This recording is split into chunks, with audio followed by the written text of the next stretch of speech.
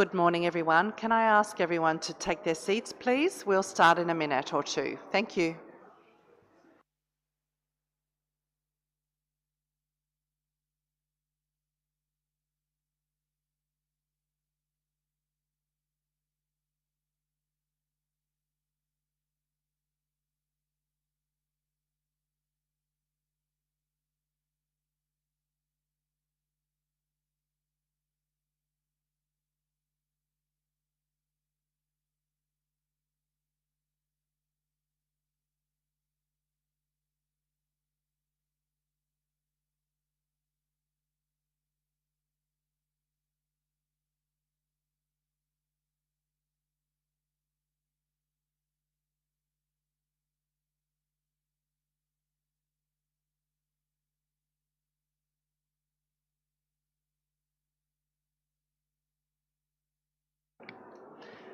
Thank you very much, parties, ladies and gentlemen, colleagues, friends.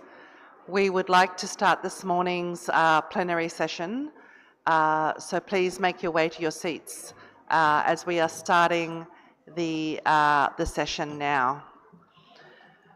So before we continue with the agenda this morning, and we'll be working through from agenda item 7, we have to get a couple of reports from the groups that met last night and this morning. So can I ask either Moran or Sergio, who were looking after the CRP4 on the LRM study, if someone could take the floor and report back. Mexico, you have the floor. Thank you, Madam Co-Chair. Yesterday we had at the first meeting of our contact group. It was very useful so that the participants could share general comments about the CRP. The proponents were very helpful in terms of clarifying some of the main objectives behind the CRP. We still have to keep on working on the text. We also had progress in terms of trimming down the text of the CRP. There were some pending adjustments that needed to be looked at by the participants. We would like to request some additional time so that we can keep on working on the perfectioning of the text of the CRP. So that would be the request. Thank you. Thank you very much, Sergio, Mexico, for that report back. And indeed, we are anticipating being able to make some more time available for your group to at least have one more meeting. So that is our plan. I'd like to turn to my co-chair for the next report out. Thank you, Annie, and good morning to everyone. As we are aware, the contact group on the replenishment TOR met for the second time this morning, so I would like to ask either Ralph or Maruza to report back on progress. Thank you. Maruza from the Maldives, you have the floor. Thank you, Madam Co-Chair. Good morning, everyone. We had a very good meeting, starting with the text, but we would still need more time to go through the text and also for some explanations and understanding of the paragraphs. Thank you so much. Thank you, Marisa, and thank you to all delegates. You were working very, very hard on this CRP, so thank you for your efforts, and we'll be sure to allot more time for this group to meet to reach its objectives. So thank you, Marisa. So I now appoint and point delegates to agenda item 7 on the further strengthening the Montreal Protocol institutions. In Decision 36-9 of MOP 36, requested the Secretariat to prepare 2 documents for consideration by OEWG 47. A summary of common features of licensing systems and a compilation of information provided by parties on illegal trade in controlled substances and synthesis of best practices. These are contained in documents 47/4 and 47/5 respectively. You will recall that in the same decision, the Secretariat was also requested to convene a 1-day informal meeting of the parties back-to-back with MOP 37 to reflect, based on existing documents, on facilitating the implementation of the Montreal Protocol. I would now like to invite the Secretariat to give a 10-minute presentation on the 2 documents that they prepared for OEWG 47. Secretariat, you have the floor.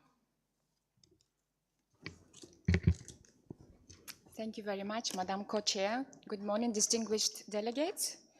So as was mentioned, under this decision 36/9, the Secretariat prepared first a summary of common features of licensing systems. And I would like to remind that the decision actually asks to update its response to a previous similar request from the parties to identify common features of licensing systems to assist parties wishing to improve their national licensing systems. That compilation was prepared for the workshop on institutional strengthening in 2000, that was organized by the Secretariat in 2023. In that previous compilation, we looked at 46 systems to identify core features, some good practices, and areas for improvement. For this compilation, we followed a similar methodology. We looked at what parties have already have in terms of suggested core features under Article 4B of the protocol, various recommendations of the decisions, studies that were conducted at the request of the parties by the Secretariat during the earlier discussions of the parties in relation to illegal trade. We also had access to regulations concerning licensing systems submitted shared by parties with the Secretariat that usually are also available on our website. And this time around, we received information about licensing systems from 100 parties, including the previous 46 that we updated whenever we could. We tried to keep a balance among the parties, and this information mainly came from the parts of the verification reports, most recent HPMP and KEEP proposals that parties kindly agreed to share with us with assistance of colleagues from the MLF Secretariat. So altogether, we looked at 100 parties. We reminded ourselves of the core features that are suggested to be in the licensing systems based on the provisions of the Montreal Protocol, role that this licensing system should perform for the parties, and also looked at recommendations, already existing recommendations of the parties, for example, decision 19/12 that specifically talks about various features and measures that the licensing systems should have. And with that understanding, we developed a general picture of what a licensing system for import and export of controlled substances could have. So we reviewed the existing information, the information to what we had access. The information, of course, that was provided to us is not always very consistent.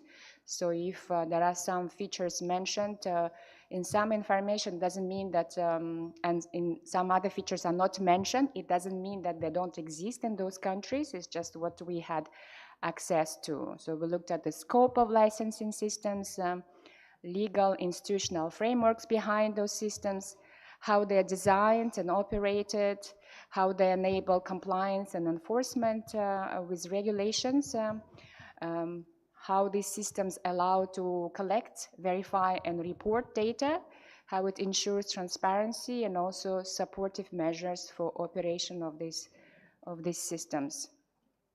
And we identified, updated the features that were already identified in the previous compilation.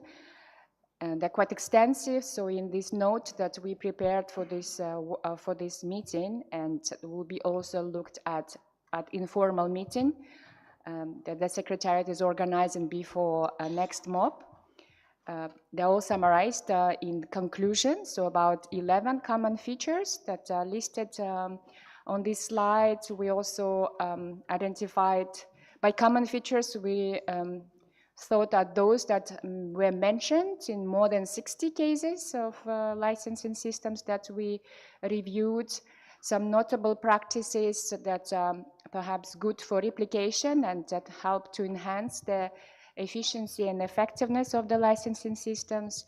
For example, we identified that fully electronic licensing systems that have some kind of interface or even fully integrated with customs portals actually indeed provide increased efficiency and effectiveness of the systems, allow full automation of processes, data verification, and generally increase the efficiency of the systems.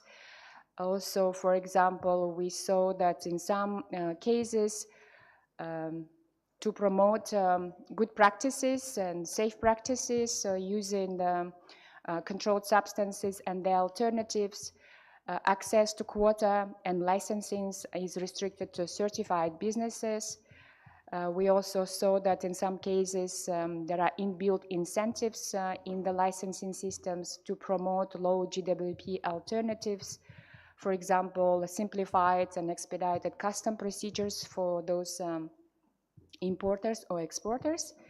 Also, we saw that making public information about regulations publicly accessible, and also data, for example, on quota allocation, distribution of licenses, also making it publicly available increases the transparency, oversight, and overall increases the efficiency of the systems.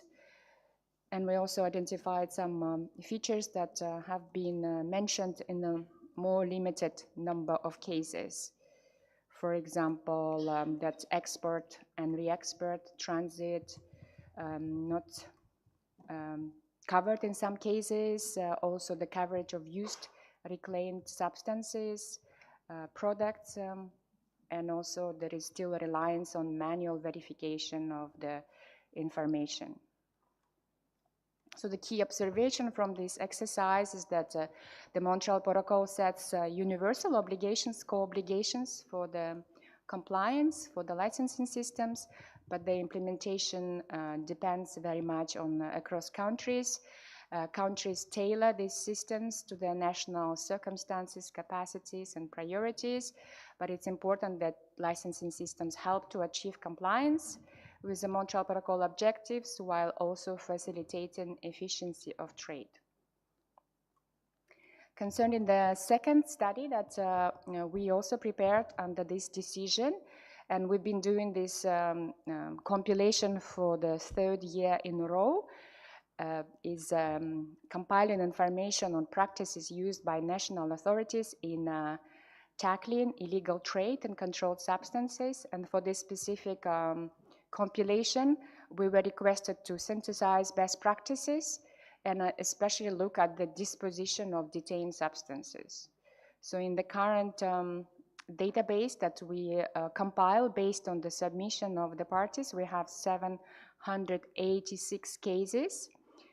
73 new cases have been shared with us by 7 parties since the last compilation.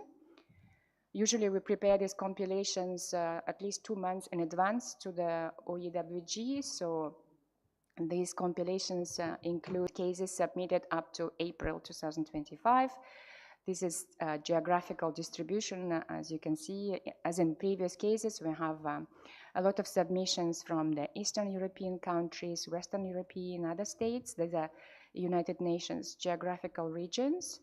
We about 40 different substances are mentioned in these cases. We try to sum them up and provide a total weight as well as a CO2 equivalent, as was suggested by some parties. And also in this compilation, we included 25 cases reported by parties under decision 31/3, which expanded the submission of these cases to HFCs also, in addition to ODS, and also mentions illegal production and consumption, which we understand consumption mean after the illegal trade already happened. So we specifically looked at enforcement actions and legal outcomes. So what happens after these goods are seized to prevent their entry into the market. There are usually either administrative or criminal proceedings followed, and the legal outcomes include a number of forms from mandates to comply with regulation, warnings, confiscation, fines, re-export, and also criminal charges in many cases. Some notable practices include those that help to improve enforcement of the systems, include a combined approach that with the overall aim of making financial burden significant for offenders as a deterrent for illegal trade. We also saw that often parties decide to do quota or allowance reduction or revocation over an extended period of time for a few years, depending on the severity of violation. In terms of disposition of detained substances, so basically what happens to the substances after the legal case reached its conclusion. As in previous compilation, there are a variety of ways of dealing it, mainly destruction under the technical standards and technologies approved by the meeting of the parties, re-export to originating country, and release under certain conditions. So we noted that it would actually, as a good practice, is important to have defined national rules on disposition of these substances, as well as timelines for closing the legal cases. We have a lot of cases where we don't know specific outcomes, and maybe it would be interesting for parties to actually report back on the previously submitted and shared cases, so that we can also get additional insight onto this aspect. And some as the best practices, it's important to have clear legislation and penalties defined, cross-border coordination, information sharing, including the use of IPIC procedure. We've noted that parties have quite flexible approaches in some cases in terms of penalties and enforcement, with a lot of flexibility on what to use depending on the severity of violation. So this kind of progressive sanctions approach, and also, of course, a lot of reliance on data monitoring for identification of illegal trade, cross-checking and collaboration among various entities involved. For measuring violations, some parties use CO2 equivalent values, as well as some parties mentioned the ongoing monitoring and enforcement of the online marketplaces. Thank you.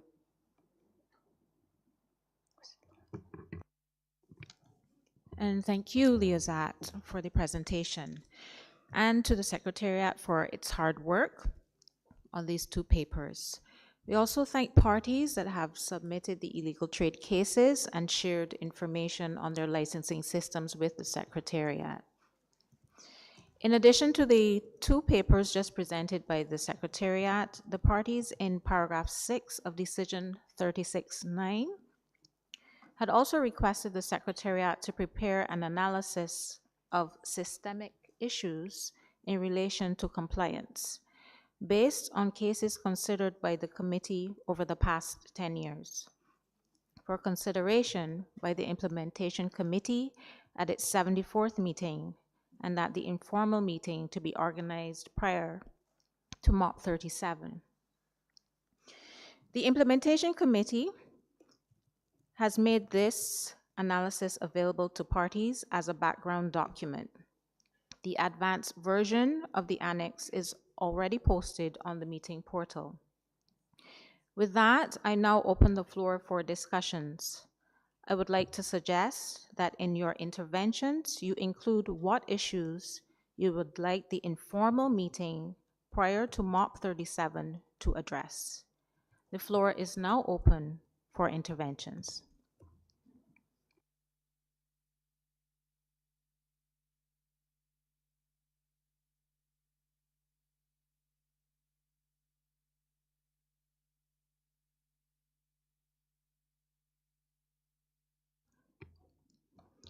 I have one speaker on my list. EU, you have the floor. Thank you, Madam Co-Chair. We would like to thank the Secretariat for the extensive work undertaken as requested last year in the decision that we tabled originally. That's why I think I should come in first. So we have the two papers on the common features and licensing system, but also the compilation of reported cases of illegal trade. We note that cutoff date for inclusion in this exercise was the 14th of April. Since the decision didn't give a precise date, we assume that you would also include submissions which arrived after this cutoff date in an updated version at a later stage. So that there we trust that this information is not lost, since it is a continuous exercise. We would also thank the Secretariat and the Implementation Committee for making the analysis of systematic issues in relation to compliance available to the parties. That document is certainly a source of inspiration for issues that should be discussed at the informal discussion ahead of our meeting in Nairobi. In general, a general observation to the functioning of the institution in relation to compliance. Generally, the protocol institutions work well. They showed they led to an efficient reaction to the incidence of unexpected emissions of CFC 11 back in 2018, 2019. But that was mainly also due to the engagement of individual parties. So in general, we would raise the question, would a reaction also in other constellations be equally efficient and rapid than it was in this particular case? So that would be certainly a kind of an issue that we would also like to discuss during the meeting. Apart from that, the agenda should mainly focus on the issues raised in the papers presented for this meeting. And in particular, an important issue will be the efficiency of licensing systems, which are crucial for an efficient implementation. In this sense, to develop a bit further and to provide you with some ideas how to structure the meeting and how to set the agenda, we would like to engage with other parties to discuss this in an informal setting, to listen to other parties, how to set a meaningful agenda that is focused and that could then result in tangible and concrete ideas for a follow-up at the meeting of the parties.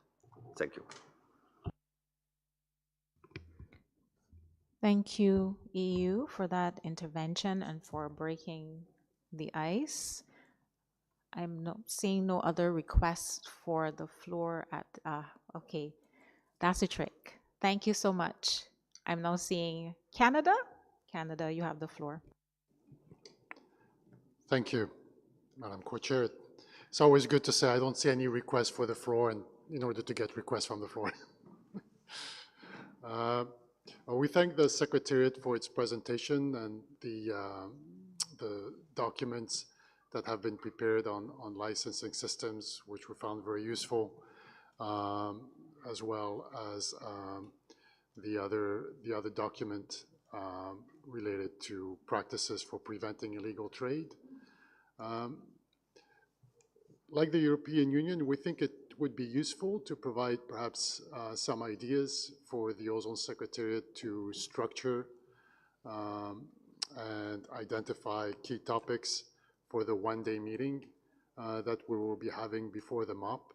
I think the wording in decision 36/9 is really vague in terms of what this one-day meeting is about, and we're getting approval, to travel to this one-day meeting, but we can't really explain exactly what it's about just based on the decision that is there. Of course, we can take a decision, at this meeting, but hopefully, we can provide some ideas, in an informal manner to the Ozone Secretariat, and on the understanding that they'll use their best judgment to take those into account.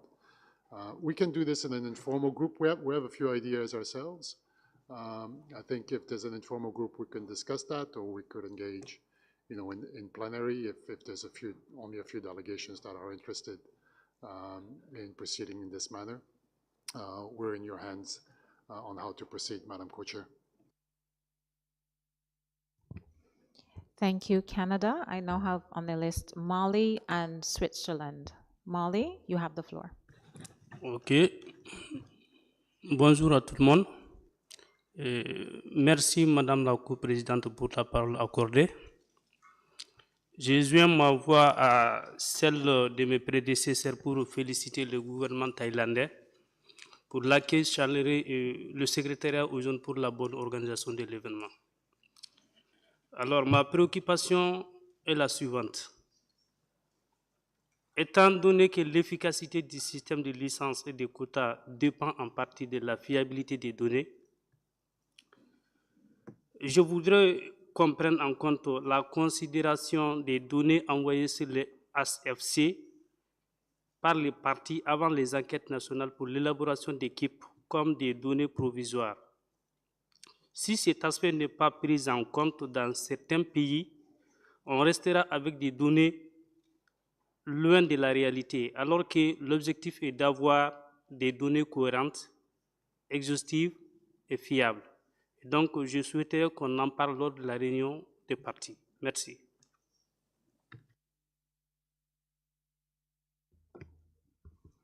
Thank you, distinguished delegate from Mali. I now give the floor to Switzerland. Thank you, Madam Co-Chair.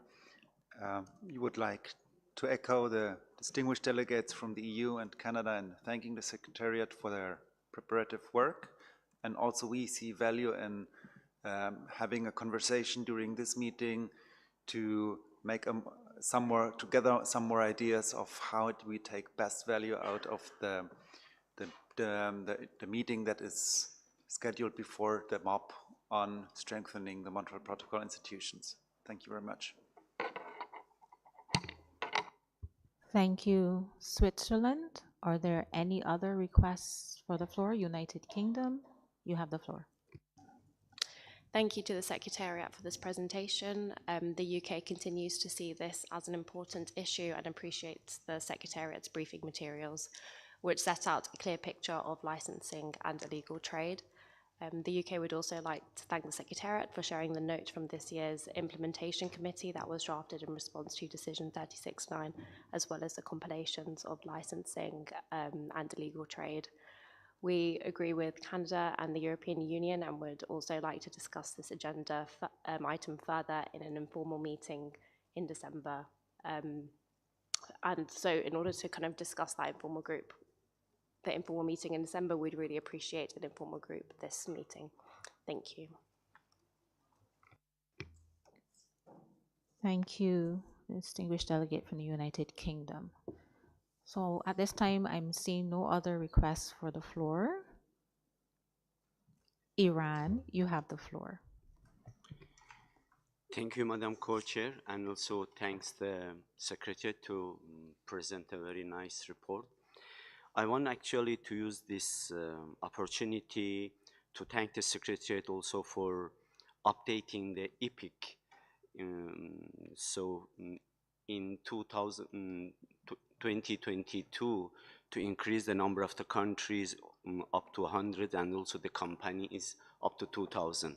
I wanted to request the other countries who they didn't join the EPIC, so to join the EPIC and to reduce the illegal trade on the what do you say, illegal important trades in the world. Thank you very much. Thank you, Iran. So at this time, I'm not seeing any other requests for the floor. I take note of all of the interventions, so I'll ask for 1 minute to confer with the Secretariat and my co-chair.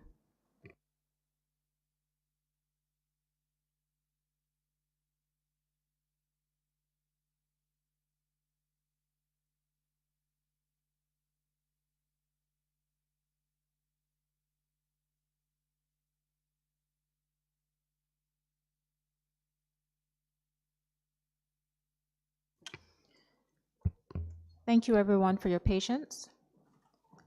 So, noting the interests of parties to have further discussions on this issue and to make advancements and plans for the meeting, the proposal from the co-chairs is that we have an informal group where interested parties will meet with the Secretariat at a time and day to be determined.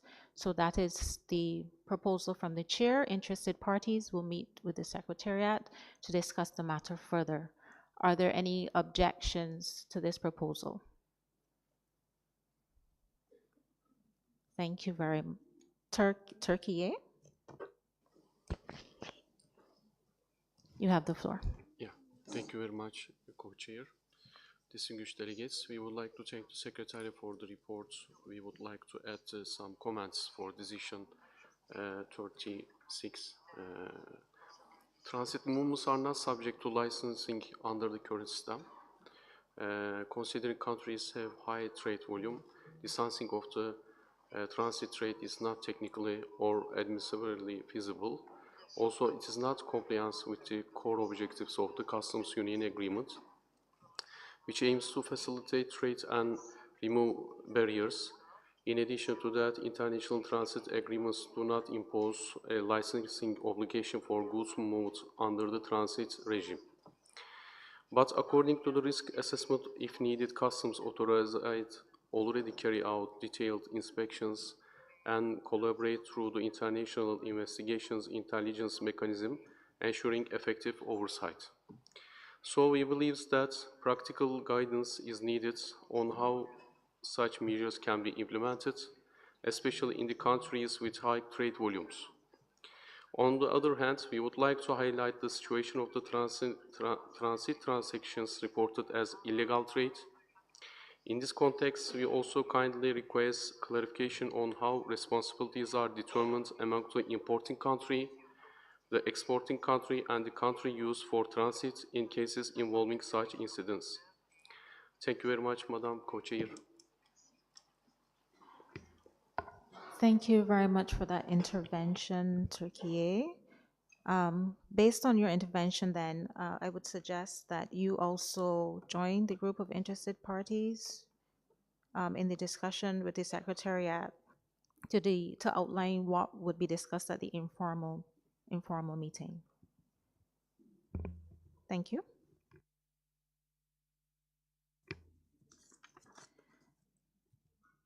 So with that, I will hand over to my co-chair, Annie, to take us through the next agenda item. Thank you very much, Chantal. So we're now turning to agenda item 8 on the review of the need for the 2.5% tail for servicing and non-servicing applications from 2030 to 2040 for Article 5 parties. A long time ago in ancient history, in Decision 1906, the parties agreed to review this year the need for the annual average of the 2.5% HCFC tail for the period 2030 to 2040 for Article 5 parties. Parties will recall that a review of the 0.5% HCFC servicing tail for non-Article 5 parties took place in 2015, which resulted in 3 TAP reports and an adjustment to the protocol to add more applications to which the tail would apply for all parties. As mentioned by the Secretariat in its note for this meeting, the 2022 quadrennial assessment reports of the TEEP and the TOCs might be the latest comprehensive reports to contain relevant information of HCFC alternatives when considering this agenda item. I would turn to the delegations to see if there are any delegations wishing to take the floor on this agenda item.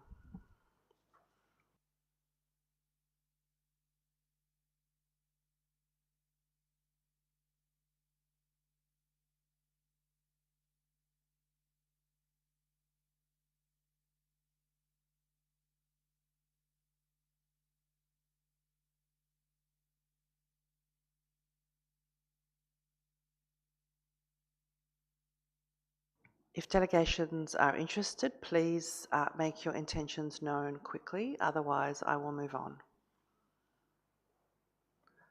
Thank you very much. Bangladesh, you have the floor.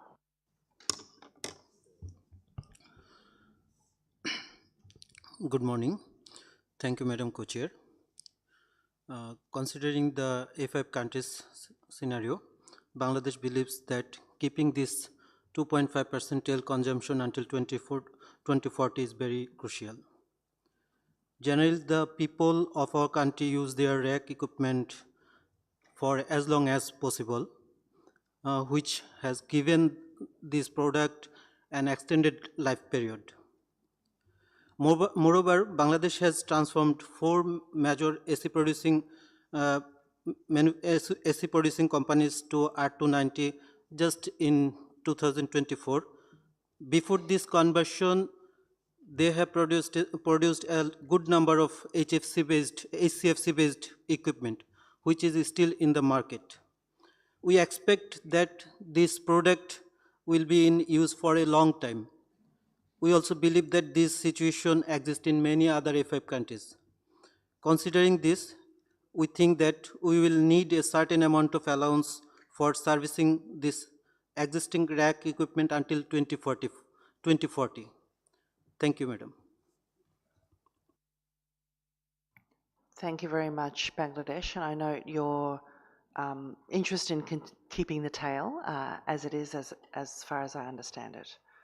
Now I have 2 delegations wishing to take the floor, Argentina and China. Argentina, you have the floor.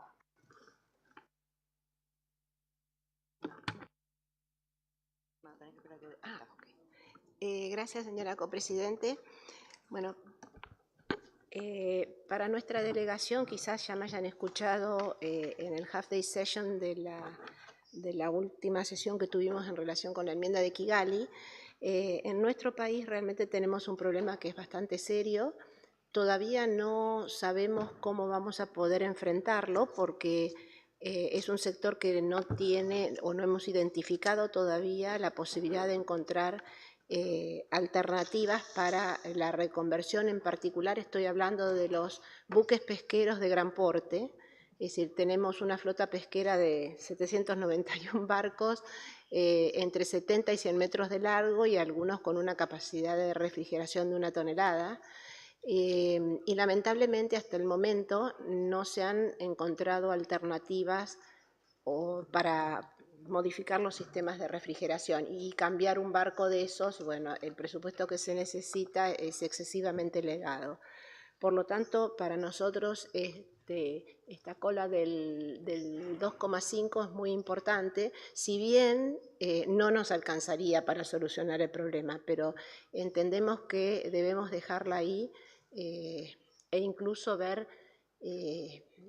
quizás empezar a estudiar que si uno no tiene alternativas, si esa cola puede tener algún tipo de modificación, sea a través de un pedido de uso crítico o esencial. Eso habrá que determinarlo. Muchas gracias.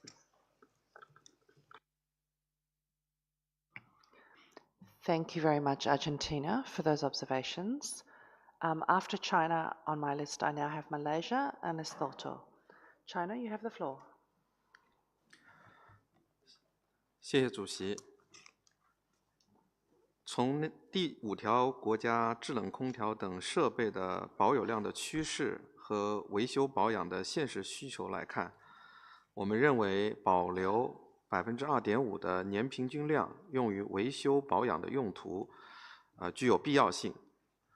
虽然第5条国家将于2030年完成 HCFC 的淘汰，但使用 HCFC 的制冷空调设备仍然广泛应用于家用、商业、工业制造、医疗等多个生产和生活的关键领域。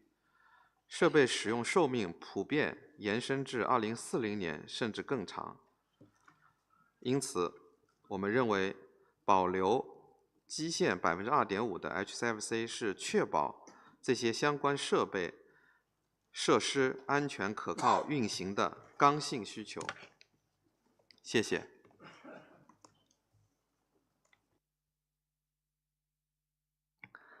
Thank you very much, China, for those views. Malaysia, you have the floor.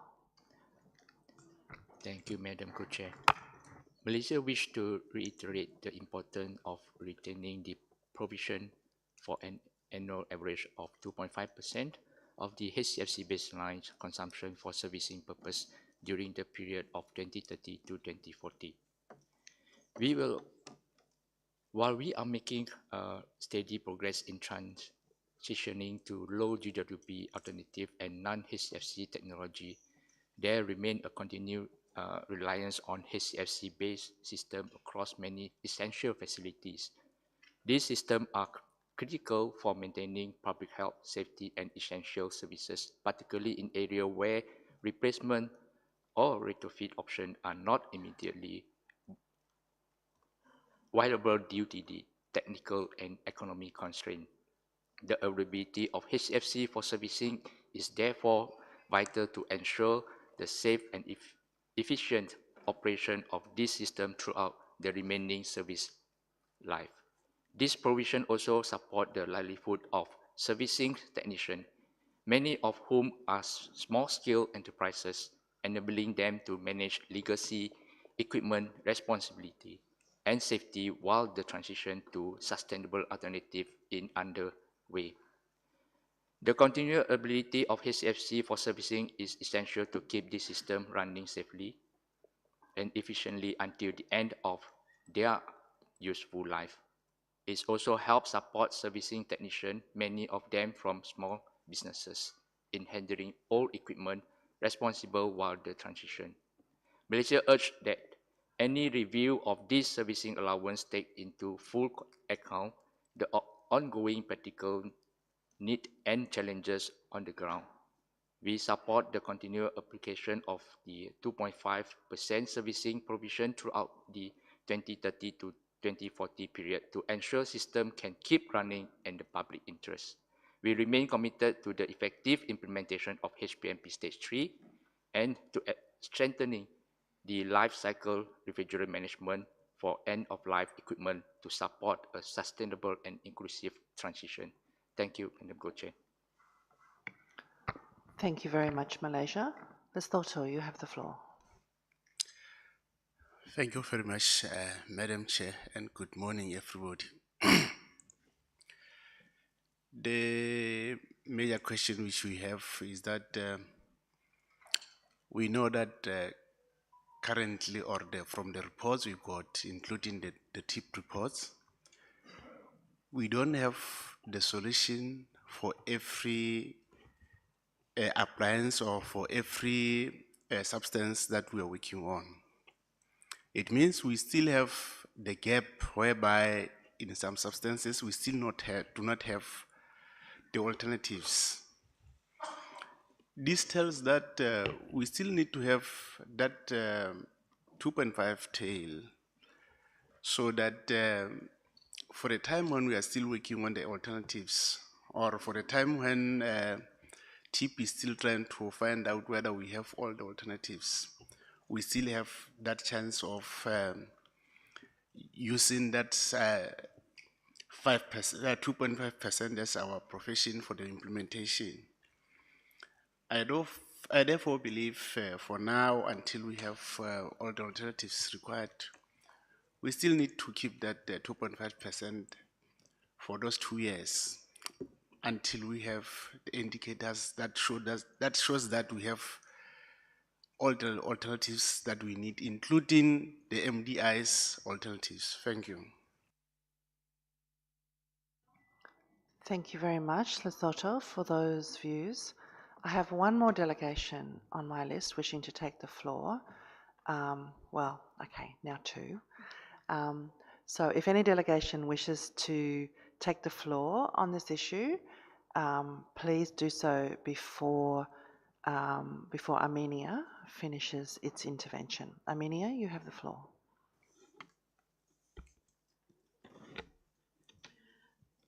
Thank you very much, Madam Co-Chair. Since our delegation is taking the floor for the first time, please allow us to express our gratitude to the Ozone Secretariat and the government of Thailand for once again providing us with the opportunity and comfortable conditions for collaboration and interaction. Despite all the efforts that Armenia has been undertaking on its way to phase down HCFCs, we still believe it to be very crucial and necessary to retain the servicing tail of 2.5% to ensure the smooth operation of the remaining equipment bank operating with HCFCs during the period 2030-2040, as the LRM issue hasn't been well introduced yet into our countries, and we cannot be sure whether the sufficient amount of recovered, recycled, or reclaimed substances will be available in the country. Thank you. Thank you very much, Armenia. So I now have two delegations wishing to take the floor, and the list is now closed with Indonesia and Bhutan. So Indonesia, you have the floor. Thank you, Madam Co-Chair. We would also like to echo the concern made by many parties on the need to maintain the need of consumption 2.5% HCFC for 2030-2040 period, particularly since HCFC 123 is still used in the fire suppression and centrifugal chiller in office building. These equipments are designed to be used for 25 years and more. Limited use for servicing are still crucial to ensure the operating of essential infrastructure, including fire suppression systems. We also took concern that until today, the alternatives is still limited and not available due to PFAS issue, and also not affordable for some of Article 5 countries. Thank you. Thank you very much, Indonesia. And lastly, Bhutan, you have the floor. Thank you, Madam Co-Chair. Bhutan undertook an accelerated hydrofluorocarbon phase-out management plan through a single-stage HPMP project. As of 2025, Bhutan has successfully phased out 98% of its HCFC consumption and has now entered the servicing tail phase. accounting for the remaining 2.5 of our baseline consumption, which will be maintained until 2035. We are already witnessing the benefits of this servicing tail. It provides critical support to our end users during the gradual transition to non-HCFC equipment, which is a time-consuming process due to financial, technical, and logistical constraints, especially for small and informal operators. In this context, Bhutan strongly feels the need to retain the servicing tail allowance. It ensures that the phase-out process remains both technically feasible and socially responsible while allowing us to maintain compliance with the Montreal Protocol without disrupting essential services. Thank you. Thank you very much, Bhutan. Just one moment.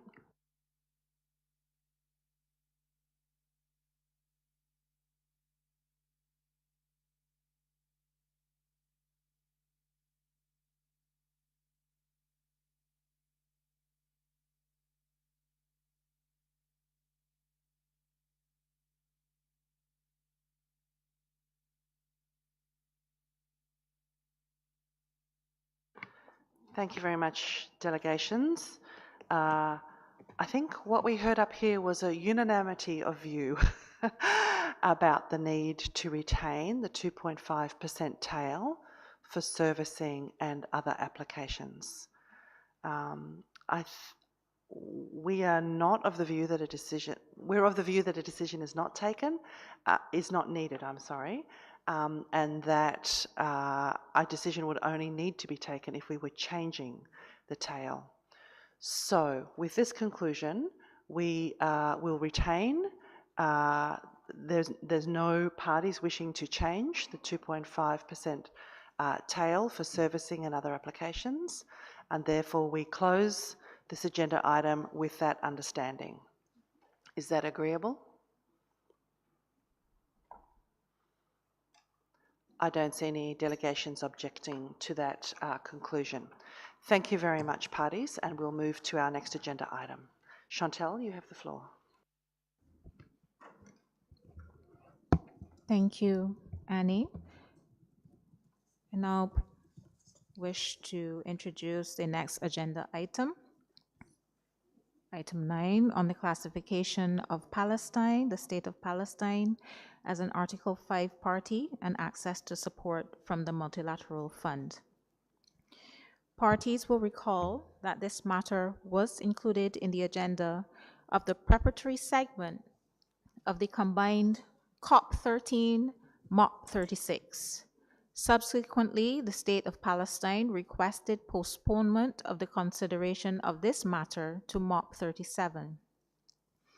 At the suggestion of the co-chairs of the preparatory segment, the item was deleted from the provisional agenda of COP13, MOP37, and parties agreed to include this item on the agenda for this meeting.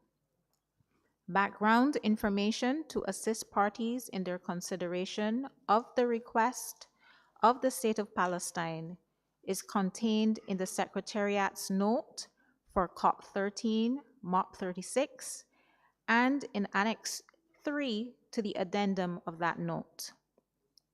In addition, parties will note that the State of Palestine has submitted a draft decision with explanatory note, which are contained in document 47/CRP2. This is available on the in-session document page of the meeting portal. I would like to give the floor to the State of Palestine to introduce its request. State of Palestine, you have the floor. Thank you, Madam Co-Chair. On behalf of the State of Palestine, I would like to express our sincere appreciation to the Kingdom of Thailand for hosting this session of the open-ended working group meetings and for the warm hospitality extended to all delegates. I also extend our gratitude to the Ozone Secretariat for their excellent organization of this meeting and for their continued support in facilitating the effective participation of all delegates. and to the co-chairs for their leadership in guiding the work of this meeting. We also would like to thank and extend our sincere appreciation to all parties for their support in including the item proposed by the State of Palestine in the agenda of the meeting and in giving us the opportunity in introducing our proposal. Distinguished Madam Co-Chairs, Excellencies, and Delegates, our proposal is a draft decision on the classification of the State of Palestine as a party operating under paragraph 1 of Article 5 of the Montreal Protocol and access to support from the Multilateral Fund. Since the State of Palestine acceded to the Vienna Convention and the Montreal Protocol in 2019, and despite its minimal contribution to ozone depletion and its limited resources, the State of Palestine has proactively implemented numerous technical and regulatory measures to fulfill its national obligations. These efforts have included submitting the required national data on its consumption of controlled substances, enacting laws for the safe management of chemicals, and combating the illegal production and trade in hazardous materials. In addition, the State of Palestine has focused on promoting ozone-friendly and energy-efficient technologies, raising awareness among importers and end users about environmentally friendly practices, and preparing policies to control air quality and reduce emissions. The State of Palestine reiterates its strong commitment to the goals of the Montreal Protocol and respectfully calls upon the parties to support its full integration.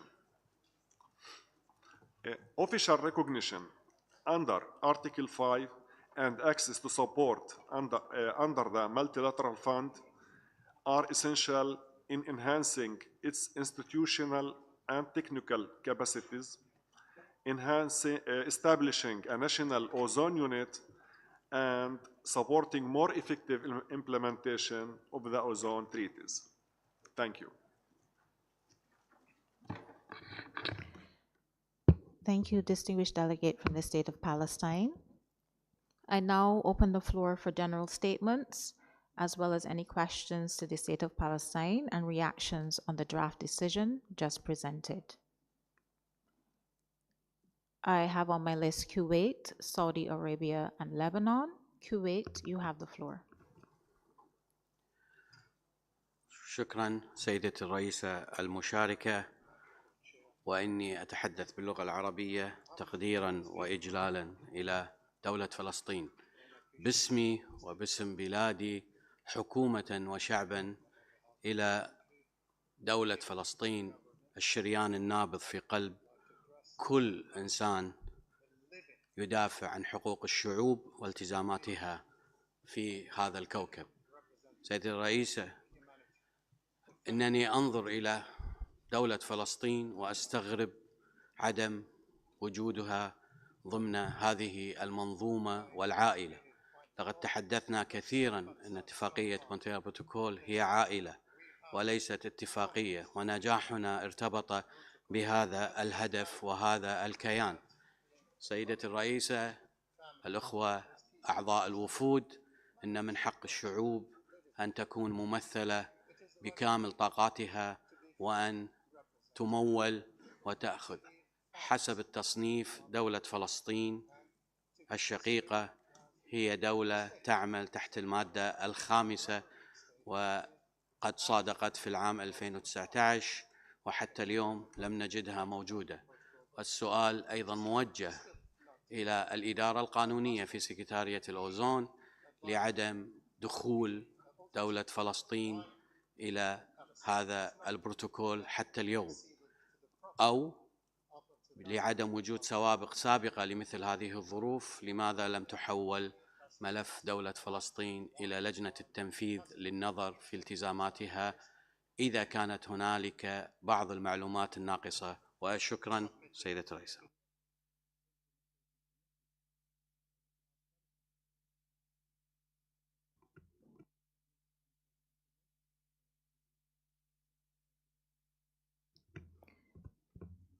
Thank you, distinguished delegate of Kuwait. Before I take any interventions, I will allow the Ozone Secretariat to respond. Ozone Secretariat, you have the floor. Thank you very much, Madam Co-Chair. The State of Palestine acceded to the Vienna Convention for the Protection of the Ozone Layer and to the Montreal Protocol on 18 March 2019. Both treaties entered into force for the State of Palestine on 16 June 2019. However, the State of Palestine has not ratified amendments to the Montreal Protocol. And so regarding accession to the treaties, the State of Palestine has been a party since 2019. Thank you. Thank you, Ozone Secretariat. And now continue with Saudi Arabia. Saudi Arabia, you have the floor. شكرا السيد الرئيس المساعد. تود المملكة العربية السعودية أن تعرب عن دعمها الكامل لتصنيف دولة فلسطين كطرف عامل بموجب الفقرة 1 من المادة 5 من بروتوكول مونتريال، بما يتيح لها الاستفادة من الدعم المالي والفني وكذلك التقني المقدم من الصندوق متعدد الأطراف. وتؤكد المملكة أن هذا الدعم يمثل خطوة مهمة في تمكين دولة فلسطين من الوفاء بالتزاماتها بموجب البروتوكول والمضي قدما في تنفيذ الخطط الوطنية لحماية طبقة الأوزون بما يتماشى مع مبادئ العدالة والإنصاف بين الدول. كما تشدد المملكة على أهمية استمرار الصندوق في مراعاة احتياجات جميع الدول النامية وبالأخص الدول ذات المناخ الحار لضمان تحقيق الأهداف البيئية العالمية بشكل عادل وشامل. وشكرا لكم. Thank you, distinguished delegate of Saudi Arabia. Lebanon, you have the floor. Thank you, Madam Co-Chair. Lebanon would like also to express its full support for the request submitted by the State of Palestine to be recognized as an Article 5 party under the Montreal Protocol. This is not just a technical matter, it's a matter of justice, of equity, and of inclusion as well. Palestine has the right, as any other party facing development challenges, to benefit from the financial and technical support provided through the Multilateral Fund. The Montreal Protocol has always been a beacon of cooperation and fairness, and we believe it should remain so by ensuring that no party is left behind. From Lebanon, this support is not only political, it's also personal. We share the same region, we know the same challenges, we face them, and we carry a deep sense of solidarity with the Palestinian people. Recognizing Palestine as an Article 5 party is the right thing to do. It's consistent with the values of this protocol and with the spirit of international cooperation that binds us all together. We invite fellow parties to consider this request with empathy, with fairness, and with the hope that Montreal Protocol remains a space where unity overcomes division. Thank you. Thank you, distinguished delegate. Lebanon. I have on my list Bahrain, Cuba, Indonesia, Tunisia, Iraq, United States of America, and the Syrian Arab Republic, and now China. I give the floor to Bahrain. Bahrain. شكرا سيدة الرئيسة وأسعد الله صباحكم جميعا بكل خير. يجد هذا الوفد أن دولة فلسطين منذ العام 2019 عند انضمامها إلى بروتوكول مونتريال واتفاقية فيينا لحماية طبقة الأوزون أخذت بشكل مؤسسي على عاتقها الالتزام بالامتثال الطوعي لمتطلبات بروتوكول مونتريال، وأخذت خطوات جديرة بالاهتمام والنظر فيها. وقد اجتمعنا مع وفود دولة فلسطين خلال شبكات دول غرب آسيا، ووجدنا ما يطلع به المؤسسة في دولة فلسطين من خطوات مهمة لضمان التزام الدولة. لذلك يجد ويدعم هذا الوفد حصول دولة فلسطين على العضوية الكاملة بموجب المادة الخامسة، وحصولها على الدعم المطلوب لتعزيز البنية المؤسسية وضمان استمرار التزام الدولة بمتطلبات البروتوكول مونتريال. شكرا سيدتي الرئيسة.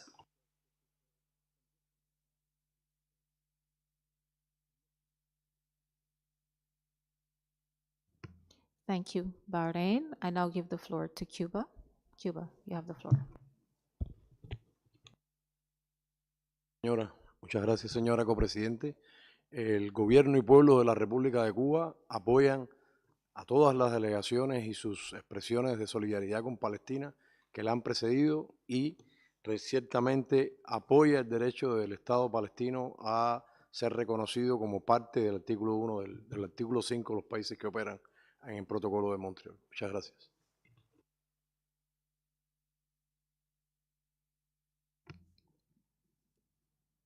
Thank you, Cuba. Indonesia, you have the floor. Thank you, Madam Co-Chair.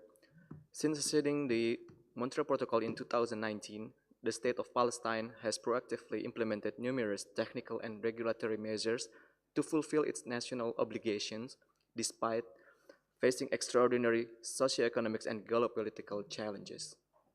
These challenges underscore the critical need for tailored support to enable Palestine to meet its obligation under the protocol effectively. In this regard, we would like to express our support for Palestine's request to be formally classified as an Article 5 party under the Montreal Protocol. This classification is essential to enable the State of Palestine to become eligible for financial and technical assistance through the Multilateral Fund in order to support its implementation of the protocol. Thus, we encourage all parties to engage constructively to facilitate Palestine's full integration and ensuring that no party is left behind in our collective effort in protecting the ozone layer. Indonesia would also like to call upon the Secretariat, in collaboration with relevant technical bodies and parties, to provide proactive guidance and support to Palestine to expedite its full integration. In conclusion, in the spirit of inclusiveness and faith in multilateralism, we would like to reiterate our strong support for the CRP proposed by Palestine on the classification of the State of Palestine as a party operating under paragraph 1 of Article 5 Montreal Protocol. I thank you, Madam Co-Chair. Thank you, Indonesia. Tunisia, you have the floor. شكرا سيدة رئيس المشاركة. تونس بدورها تدعم تصنيف فلسطين بأن يتم تصنيفها ضمن الأطراف العاملة تحت المادة 5 من بروتوكول مونريال، وبالتالي الاستفادة من المساعدات الفنية والمالية كسائر الأطراف العاملة تحت المادة 5 من البروتوكول، وهو ما سيساهم في انخراطها ضمن المجموعة الدولية للحد من المواد المستنفذة لطبقة الأوزون والتخفيض من المواد الهيدروفلوروكربونية ذات القدرة المرتفعة على الاحتباس الحراري، وهذا هو الهدف المنشود من كافة الأطراف. مع الشكر.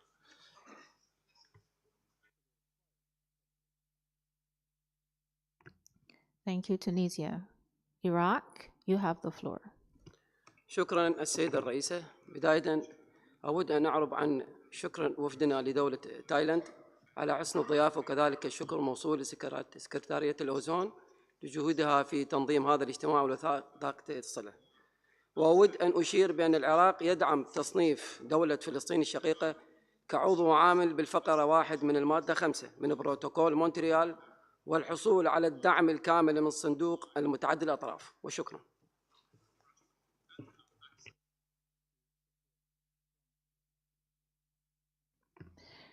Thank you, Iraq. And I'll give the floor to the United States. Thank you very much, Co-Chair, and our thanks to the proponents for walking through their proposal. I would like to share several thoughts in this intervention, including those I noted on this item at the adoption of the agenda. With respect to the proposed decision, we have several comments and questions regarding the request to modify the list of Article 5 countries.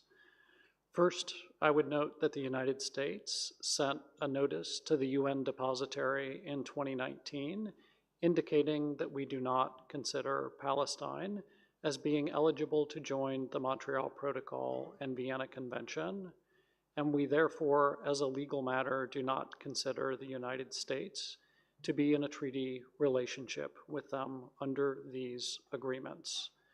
For this reason, we are not supportive with the intent of this CRP. Second, we would note that the implications of the proposal would be to open the list of Article 5 countries, including creating financial eligibility. We believe that for countries, they should first ratify the London Amendment, which established the multilateral fund, and other amendments that include control measures before considering any changes to the list of Article 5 countries. Third, to note as a technical matter that Article 5 stipulates a threshold of 0.3 kilograms per capita of consumption relating to Article 5 status, and we would have some questions regarding the status and accuracy of such data that specifically relates to Palestine that we would want to be able to understand further and consider in more detail in any deliberations here. With respect to the broader issue of modifying the list of Article 5 parties, I wish to reiterate the points my delegation raised at the 35th meeting of the parties, that the list of Article 5 parties needs to reflect current economic reality. In the case of the world's largest producer and consumer of controlled substances, China, we believe they should be removed from the list of Article 5 countries, and in particular, that they should no longer receive financial support. Such support is simply unnecessary at this time. We will need to discuss this issue as part of any discussion this year that reopens the list of Article 5 countries. And finally, Madam Co-Chair, just to say that I would suggest as a path forward that perhaps informal discussions on the margins could help us have a further exchange on these issues, as well as potentially provide some clarifications to a few of the specific issues that I raised in my intervention. Thank you. Thank you, USA, and I'll give the floor to the Syrian Arab Republic. شكرا. نشكر جهودكم المبذولة في تنظيم الاجتماع والإعداد المتقن للملفات. تؤيد الجمهورية العربية السورية طلب دولة فلسطين في الاعتراف بدولة فلسطين كطرف عامل تحت المادة الخامسة من بروتوكول مونتريال، الأمر الذي ينسجم مع مبادئ العدالة ويمكن فلسطين من حقها في الوصول إلى آليات الدعم المالي والفني المتاح من خلال الصندوق متعدد الأطراف، وبالتالي يمكنها من الوفاء بالتزاماتها بفعالية ومشاركة الجهود العالمية في حماية الأرض والإنسان.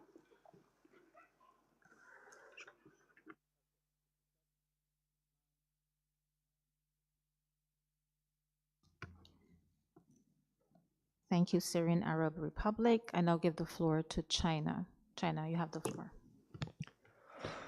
谢谢主席。在巴勒斯坦问题上，中方的立场是一贯明确的。我们支持巴勒斯坦以国家身份更多的参与国际事务。具体到盟约框架下，鉴于巴方已于2019年加入议定书，中方坚定支持巴方被列为盟约第5条发展中国家缔约方，同意巴方在加入议定书伦敦修正案之后并生效之后，获得多边基金的资助，并且在融入议定书方面能够得到所有缔约方和秘书处的支持。中方呼吁所有缔约方不要以政治理由为此设置障碍。刚才有些国家还提到了中国的发展中国家地位问题，中方愿就此做几点简要回应。首先，这个问题和本议题没有关系。正如中方在大会开幕时所强调的那样，希望缔约方聚焦议题本身开展讨论，而不是偏离主题。其次，中国的发展中国家地位，特别是在这个盟约下的这个，有充分的事实依据和国际法基础。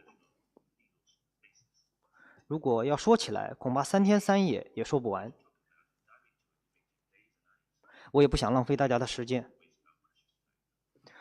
我还想强调的是，议定书第一次缔约方大会明确了包括中国在内的发展中国家名单，并且在这之后的缔约方大会做出了决定，议定书下有关缔约方发展中国家地位的调整，应该由各缔约方申请，并且逐案审议，而不是应一国或某几国的要求，改变他国在议定书下国家地位。谢谢。Thank you, China. I have 6 delegations on my list. If you wish to make an intervention on this particular agenda item, please do so now before we close the list.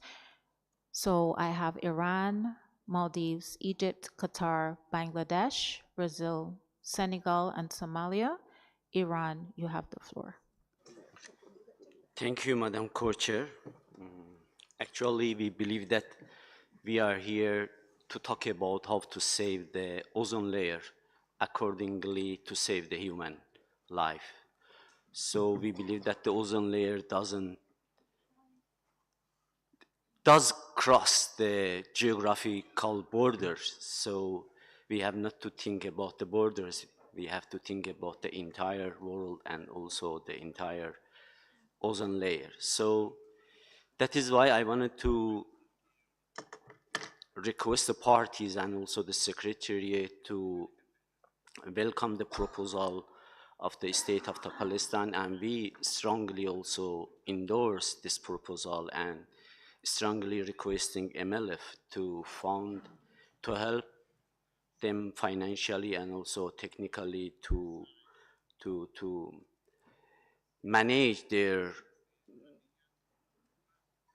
activities regarding the saving ozone layer. And also we believe that all the agenda has its own titles and all the materials just we wanted to discuss under each agenda should be pertain to this agenda. Thank you very much. Thank you, Iran. I now give the floor to the Maldives. Thank you, Madam Co-Chair. As this is the first time that Maldives is taking the floor, please allow us to thank the Ozone Secretariat for the excellent arrangements for the meeting and thank the Kingdom of Thailand for the warm hospitality. Recognizing the efforts of the State of Palestine in voluntarily implementing ozone action and protection, Maldives supports classifying the State of Palestine under the Article 5 of Montreal Protocol and providing support from the Multilateral Fund. Thank you. Thank you, Maldives. I now give Egypt the floor. سيدي الرئيس، بالنيابة عن مصر أود أن أعرب عن دعمنا الكامل لتصنيف دولة فلسطين كطرف يعمل بموجب الفقرة الأولى من المادة من بروتوكول مونتريال. إن هذا الاعتراف يضمن تمكين دولة فلسطين من الوصول إلى الدعم المالي والفني من الصندوق متعدد الأطراف، مما يساعد على الوفاء بالتزاماتها بموجب البروتوكول. والمساهمة في الجهود العالمية لحماية طبقة الأوزون، ونؤمن أن هذه الخطوة تمثل تقدماً نحو العدالة البيئية والشمولية، ونجدد التزامنا بدعم جميع الدول العاملة بموجب المادة الخامسة بما في ذلك دولة فلسطين لتحقيق أهدافها البيئية. وشكراً.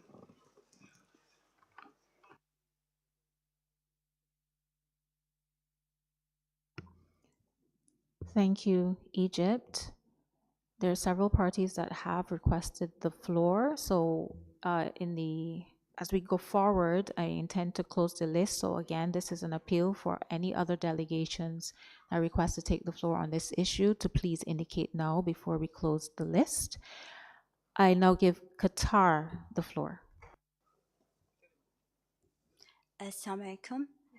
تؤكد دولة قطر وتقر دعمها الكامل لتصنيف دولة فلسطين كطرف عامل بموجب الفقرة 1 من المادة 5 من بروتوكول مونتريال، ومنحها حق الوصول إلى الدعم من صندوق التمويل المتعدد الأطراف.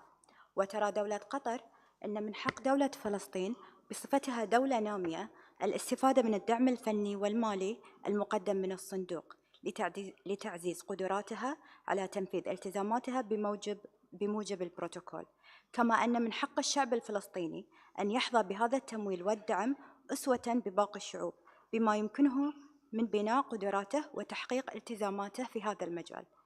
ونطلب من الوكالات المنفذة وسكرتارية البروتوكول تقديم الدعم الفني والإداري اللازم لدولة فلسطين بما يشمل استيفاء متطلبات المصادقة والبيانات المشار إليها من قبل المندوب الموقر من الولايات المتحدة. وشكرا.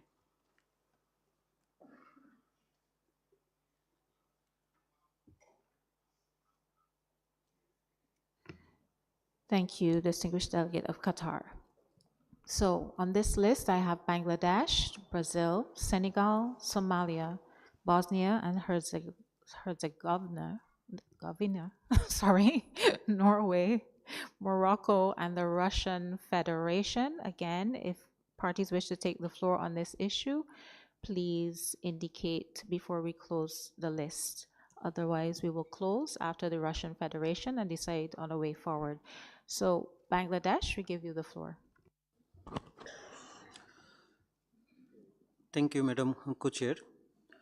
We express our full support for the classification of the State of Palestine as a party operating under paragraph 1 of Article 5 of the Montreal Protocol. Since its accession to the Vienna Convention and the Montreal Protocol in March 2019, the State of Palestine has demonstrated its commitment to the principles and obligation of this agreement. But the absence of formal classification has prevented Palestinians from accessing much needed technical and financial assistance through the multilateral fund. This support is crucial for enabling full compliance and effective participation, particularly for countries with limited resources. We welcome the request by the State of Palestine for formal classification and comments its continued engagement with the process. We urge all parties to support the timely adoption of the decision that grants the State of Palestine officially Article 5 status and access to the multilateral fund, in line with the precedent set under the decision 6.5. Such recognition will uphold the principle of equity and inclusivity that underpin the success of the Montreal Protocol and strengthen global cooperation in protecting the ozone layer. Thank you, Madam. Thank you, Bangladesh, and I'll give the floor to Brazil. Thank you, Madam Co-Chair. Since this is the first time our delegation is taking the floor, we would like to thank the government of Thailand for hosting this meeting. We also wish to express our appreciation to the Ozone Secretariat and the co-chairs for their excellent work in preparing and guiding our discussions. Reaffirming Brazil's commitment to supporting the adequate representation of the State of Palestine and to ensuring its access to financial resources, Brazil supports the recognition of the State of Palestine as a party operating under paragraph 1 of Article 5 of the Montreal Protocol, provided that all technical and legal requirements are met. Thank you. Thank you. Brazil. Senegal, you have the floor. Merci, Madame la Présidente. Le Sénégal est favorable et appuie l'État de Palestine à avoir accès comme pays partie au paragraphe 1 de l'article 5. Maintenant, quand on a écouté les échanges, il y a un obstacle, et cet obstacle-là, c'est la ratification de l'amendement de Londres. Le Sénégal s'exprime comme suit. Si l'État de Palestine ratifie l'amendement de Londres, il n'y a rien qui puisse maintenant expliquer une contrainte pour son accessibilité à l'appui du fonds multilatéral. Par conséquent, on invite la Palestine à ratifier et le Sénégal soutient et demande aux pays partis aussi d'appuyer et d'aider à ce que l'État de Palestine puisse ratifier l'amendement de Londres. Et sur ce, si c'est fait, la voie est dégagée et libre et l'État de Palestine, et ce sera sous pays parti, paragraphe 1, article 5, ayant ratifié l'amendement de Londres, les portes sont ouvertes pour que l'État de Palestine puisse bénéficier de l'appui du fonds multilatéral. Par conséquent, en résumé, le Sénégal appuie et soutient l'État de Palestine. Merci.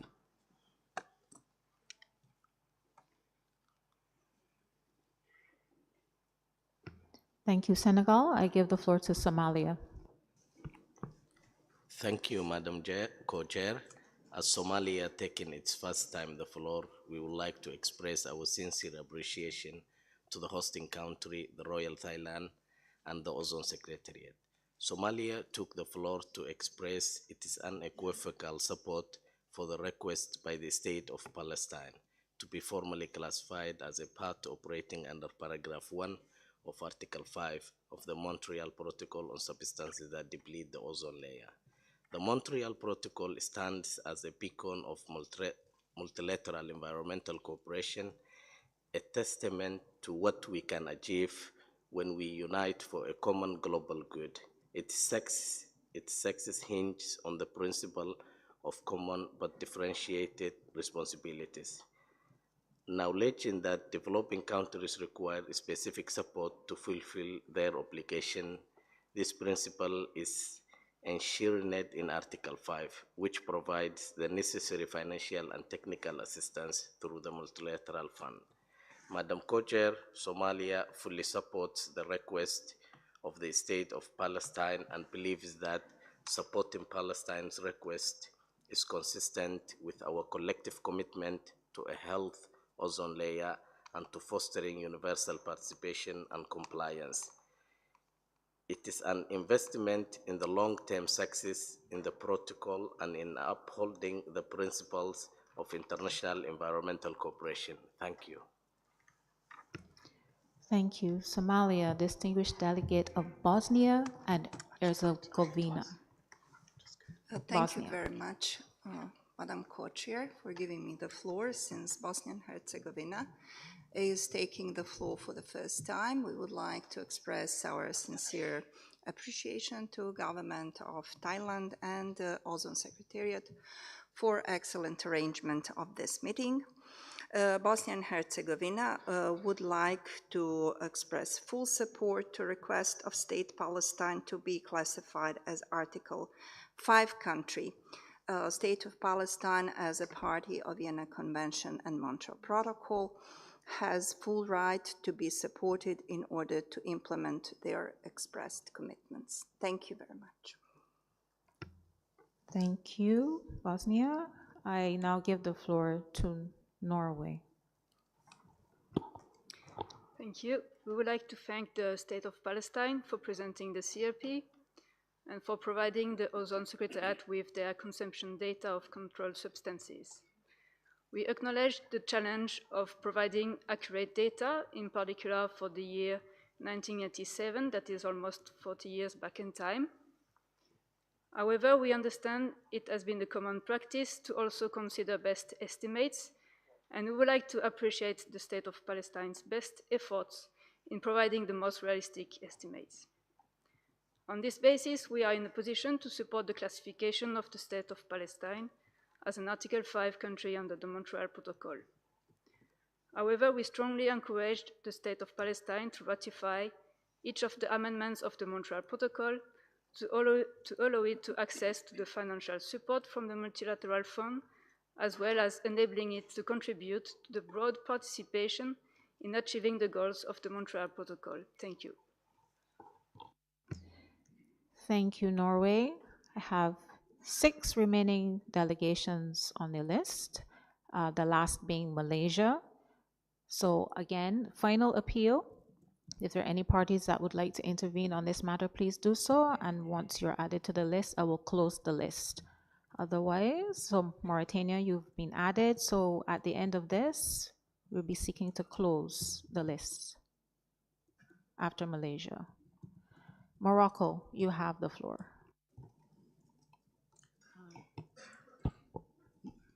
Bonjour. Merci Madame la coprésidente. Comme c'est la première fois que le Royaume du Maroc prend la parole, je tiens à mon tour à remercier le Royaume de la Thaïlande pour l'accueil chaleureux et le secrétariat de l'Ozone pour l'organisation de cette réunion. Le Maroc, à son tour, s'associe aux délégations précédentes et appuie la demande de l'État de la Palestine d'être classifié dans le paragraphe 1 de l'article 5 pour bénéficier de l'appui financier et technique du Fonds multilatéral en vue de lui permettre de s'acquitter de ses obligations en vertu du protocole de Montréal et par conséquent contribuer à son tour à la préservation de la couche d'ozone. Je vous remercie. Thank you, Morocco. I give the floor to the Russian Federation. Спасибо, госпожа сопредседатель. Здесь были высказаны аргументы как за, так и против отнесения Палестины к статье 5 Монреальского протокола. Российская Федерация считает справедливым дать право Палестине на получение финансовой помощи из многостороннего фонда Монреальского протокола и поддерживает обращение Палестины, особенно принимая во внимание текущее состояние инфраструктуры в Палестине. Спасибо.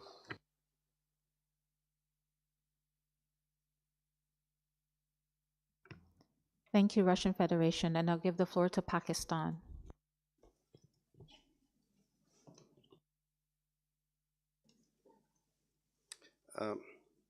Thank you, Co-Chair, Madam Co-Chair. Pakistan supports the classification of State of Palestine as a party operating under paragraph 1 of Article 5 of Montreal Protocol and endorses its access to support from the Multilateral Fund. We believe this step is consistent with the principles of equity and inclusiveness that have guided the protocol's implementation, ensuring that all eligible Article 5 countries, including the State of Palestine, receive the necessary technical and financial support will strengthen global efforts to protect the ozone layer and promote environmental sustainability. Thank you.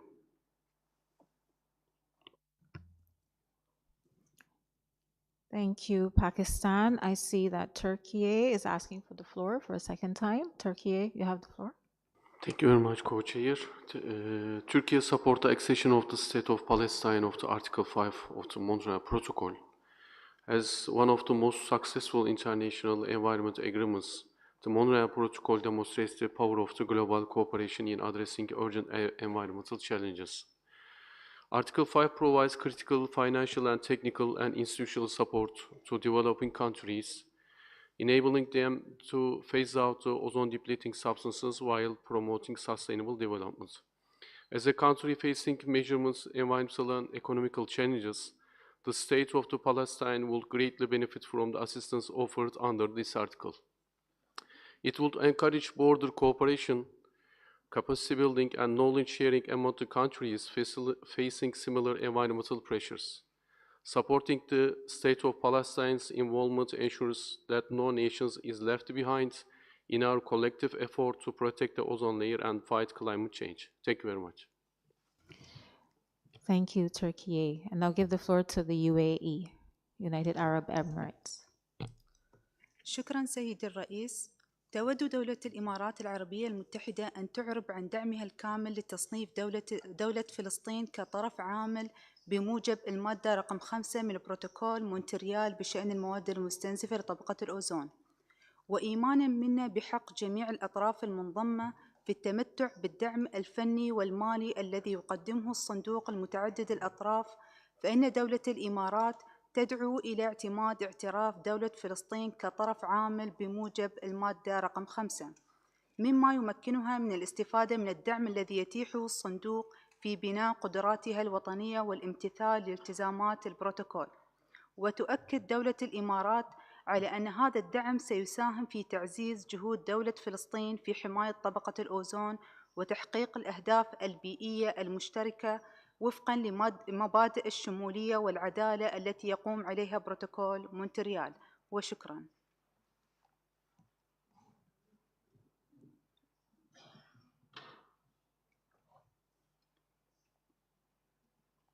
Thank you, United Arab Emirates. And our final intervention in terms of list of speakers, I have Malaysia. Malaysia, you have the floor. Thank you very much, Madam Co-Chair. Malaysia would like to take the floor to express its support to the classifications of the State of Palestine as a country operating under Paragraph 1 of Article 5 of the Montreal Protocol. This recognition is important to ensure Palestine has fair access to the multilateral fund to meet its obligations under the protocol. We believe all parties, including Palestine, should be given equal opportunity to participate and benefit from international cooperation on ozone protection. Malaysia stands in solidarity with Palestine and urge parties to support this proposal. Thank you. Thank you, Malaysia. Kindly give me one moment to confer with the Secretariat and my co-chair. Thank you.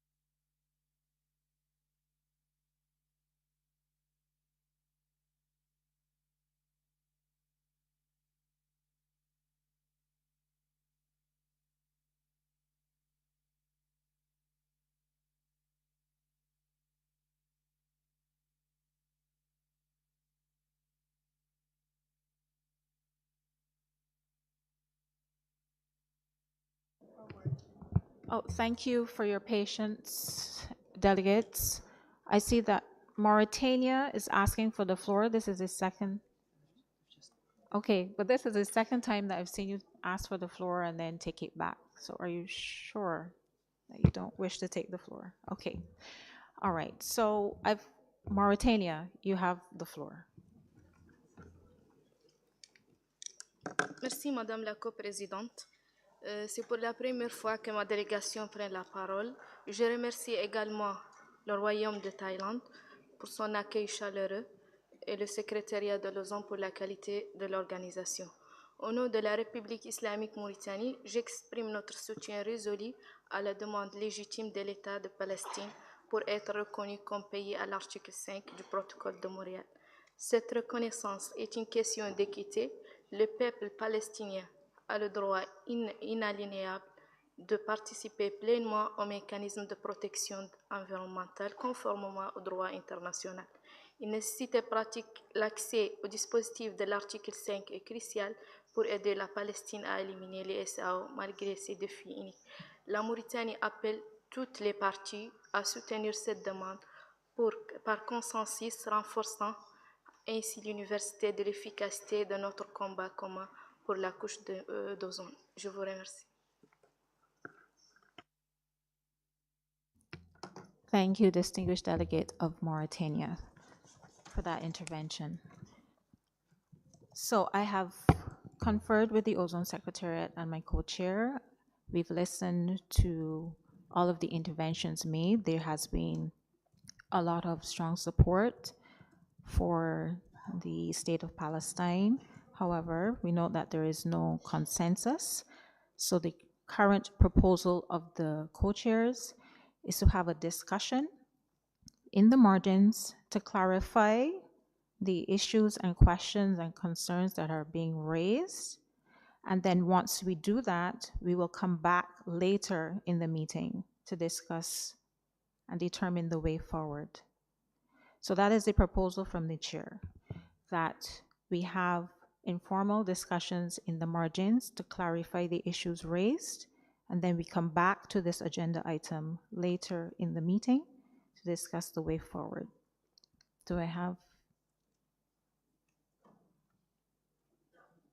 Is that acceptable to the meeting?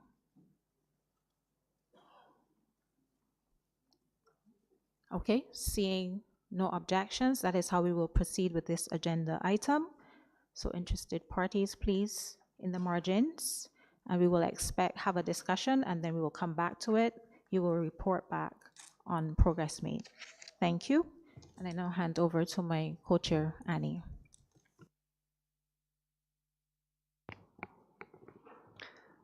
Thank you very much, Chantel. We now come up to agenda item 10, which used to be 11 in the old agenda, but now we have a new agenda, so it's agenda item 10, which is other matters. And under other matters, we had a request from Rwanda to raise the issue related to regional initiatives on the implementation of the Kigali Amendment. We also note that both Rwanda and the United Kingdom have sponsored a CRP1 on this issue. And so I would like to turn to Rwanda or the United Kingdom to introduce their issue and also to introduce their CRP. You have, Rwanda, you will take the floor. Thank you. Thank you, Madam Chair, for the floor.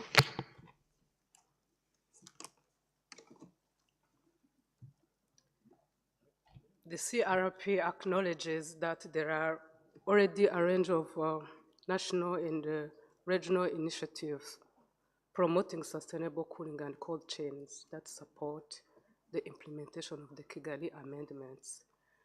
In particularly recognizes the regional specialized centers of excellence have a key role to play in helping to address capacity building and technology adoptive activities supporting the optimized implementation of KIPs and HPMPs However, it also notes that it is still learning.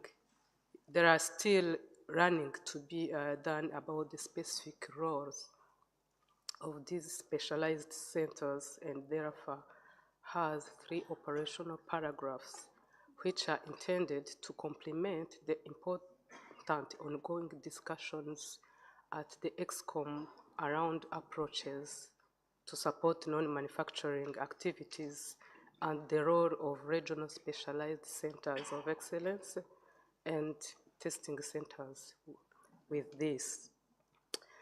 The operative text of the draft CRP, therefore, 1, proposes a one-day workshop be organized back-to-back with the 38th meeting of the parties to share information and experience on strategies, policies, and activities of existing regional centers of excellence and their approaches in promoting sustainable cooling and cold chain, and explore interlinkages with the implementation of the Kigali Amendment and the potential of enhanced cooperation and support.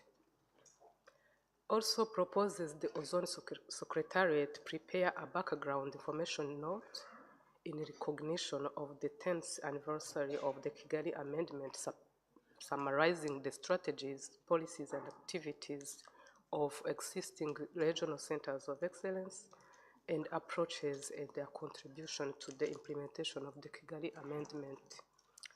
2, recognizes the ongoing discussions and progress at the EXCOM and updated paper that will be presented at the 97th EXCOM meeting in December in response to decision 9587 and requests the EXCOM to consider providing a window of funding for non-manufacturing activities to support implementation of the Kigali Amendment, in particular for regional centers of excellence, promoting sustainable and cooling chain, including for the integration of testing centers for energy efficiency.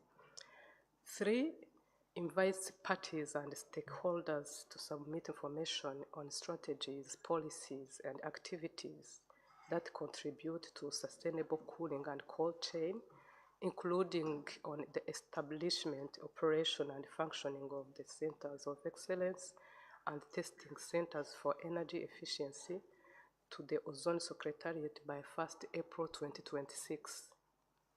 We would like to propose a contact group be set to discuss the text of this draft CRP. I thank you, Madam Co-Chair. Thank you very much, Rwanda, for that introduction to your CRP and to your issue. The United Kingdom, you have the floor. Thank you, co-chairs. I'd like to thank the distinguished delegate from Rwanda for introducing CRP1 relating to Centres of Excellence. The UK is pleased to be a co-sponsor.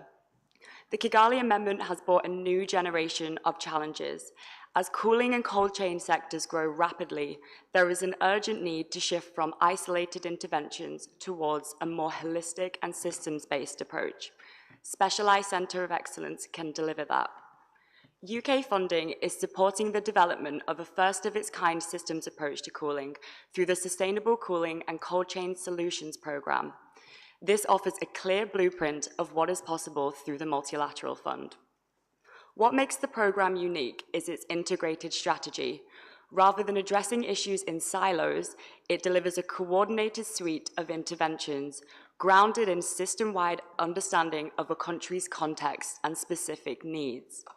It identifies risks and failure points, and crucially, how to mitigate them.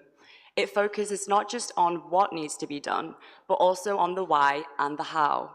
The approach is country-led and country-owned.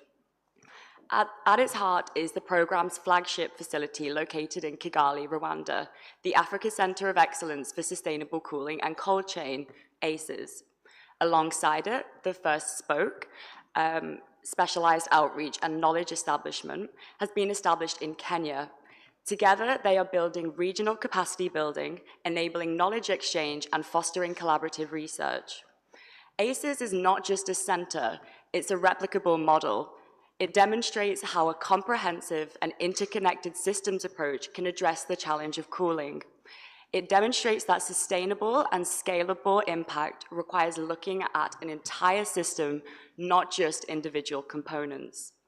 There is an urgent need for the Montreal Protocol to consider what opportunities there are to understand the role for this model to support optimized implementation of KIPs through replication of this type of approach.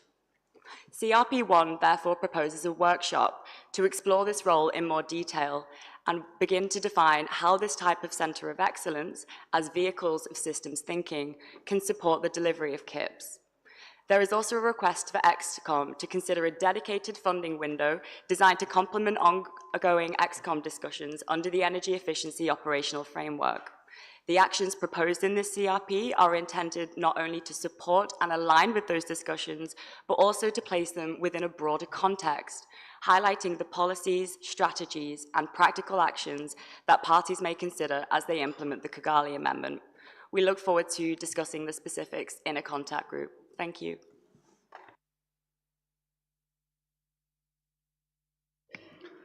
Thank you very much, United Kingdom. So now I ask for delegations who would like to react to the CRP to take the floor. I have two delegations to start with. I have Senegal and Micronesia. So Senegal, you have the floor. Merci, Madame la Présidente. Le Sénégal appuie cette initiative nationale et régionale à l'appui de la mise en œuvre de l'amendement de Kigali au protocole de Montréal, présenté par le Rwanda et le Royaume-Uni de Grande-Bretagne et d'Irlande du Nord. Et le Sénégal les félicite pour avoir pris l'initiative donc, de présenter ce CRP.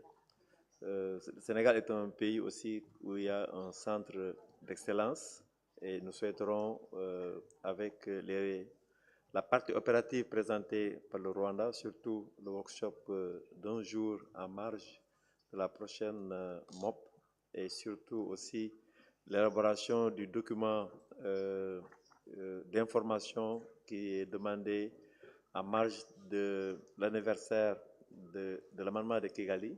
Et j'espère que ça passera aussi à Kigali. Donc, supporter ce qui est présenté par les co-sponsors. Merci.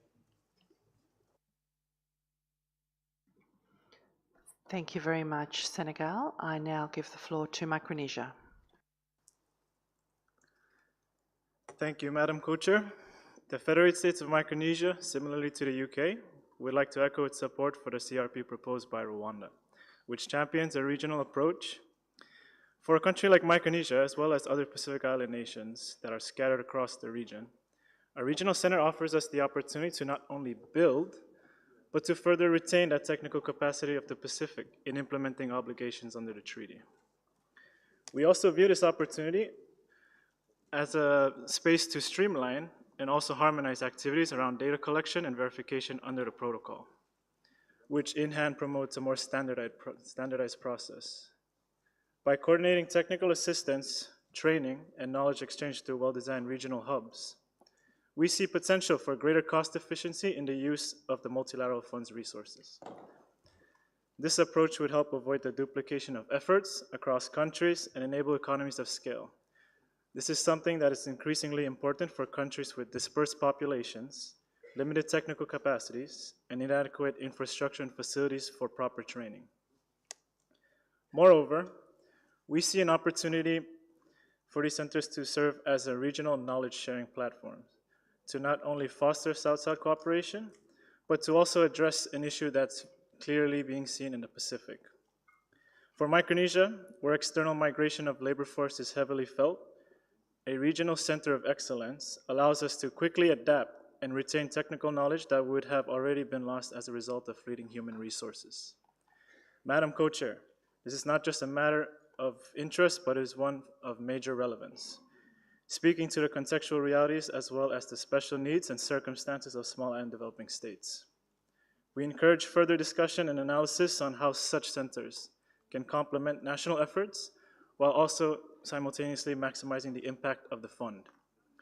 Micronesia stands ready to engage in this conversation in order to support innovative and cooperative approaches that can strengthen our collective implementation of the Montreal Protocol. We are grateful to Rwanda and the UK for raising this idea and would like the opportunity to discuss this further and in a contact group if possible. Thank you, Madam Co-Chair. Thank you very much, Federated States of Micronesia. On my list, I now have Botswana, Cameroon, Tuvalu, Grenada, Lesotho, Nigeria, Bahrain, Egypt, Namibia, Canada, Zambia, Trinidad and Tobago, Switzerland, EU, Armenia. Oh, now you're playing with me again, right? This is just mean. Armenia and the United States. I'm going to stop there. And we will proceed with this now very long list. So Botswana, you have the floor. Thank you, Madam Co-Chair. We join others in thanking those on Secretariat for the excellent organization of the meeting, and we express our appreciation to the government and the people of Thailand for their warm hospitality, as always. Botswana aligns itself with the statement delivered by Rwanda and the UK and expresses full support for the draft decision contained in CRP1. We commend the proponents of the CRP for highlighting the important role of regional centers of excellence and testing facilities in advancing the objectives of the Kigali Amendment. Botswana has domesticated the MAPS, Minimum Energy Performance Standards for Cooling Equipment, developed by the Southern African Development Community, and as such, we underscore the need for regional testing centers to support implementation and enforcement and monitoring. Furthermore, the adoption of the same and other standards for the REC sectors by several countries in different regions demonstrates our shared commitment to promoting sustainable cooling and phasing out inefficient technologies. However, to ensure that these standards translate into real impact, we must invest in capacity to test and verify equipment performance. We support the request for a one-day workshop to facilitate experience sharing on the contribution of regional centers to the implementation of the Kigali Amendment. We also welcome the proposal for a dedicated funding window under the MLF to support non-manufacturing activities, including the development of testing centers for energy efficiency. Finally, we support the proposal for a contact group to further discuss this issue. Thank you, Madam Co-Chair. Thank you very much, Botswana. I turn the floor now to Cameroon. Thank you very much, Madam Co-Chair, for the opportunity. 10 years will be next year. And 10 years, we will need to take stock of what Kigali Amendment is able to bring, especially the dual function of taking care of the ozone and as well as climate issues. My delegation supports the proposal by Rwanda, the CRP by Rwanda, especially on the three options raised.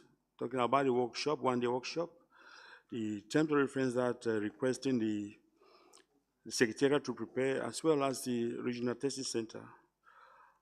We align and look forward to work in the contact group to give my own support. Thank you very much, Co-Chair.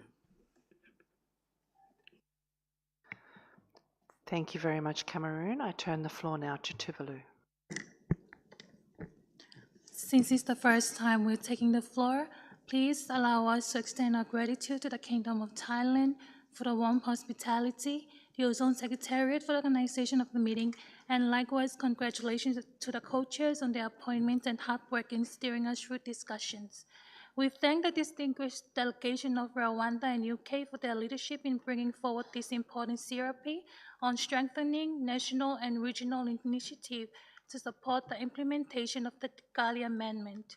As a small island developing state in the Pacific, Tuvalu is acutely aware of the existential threat posed by climate change.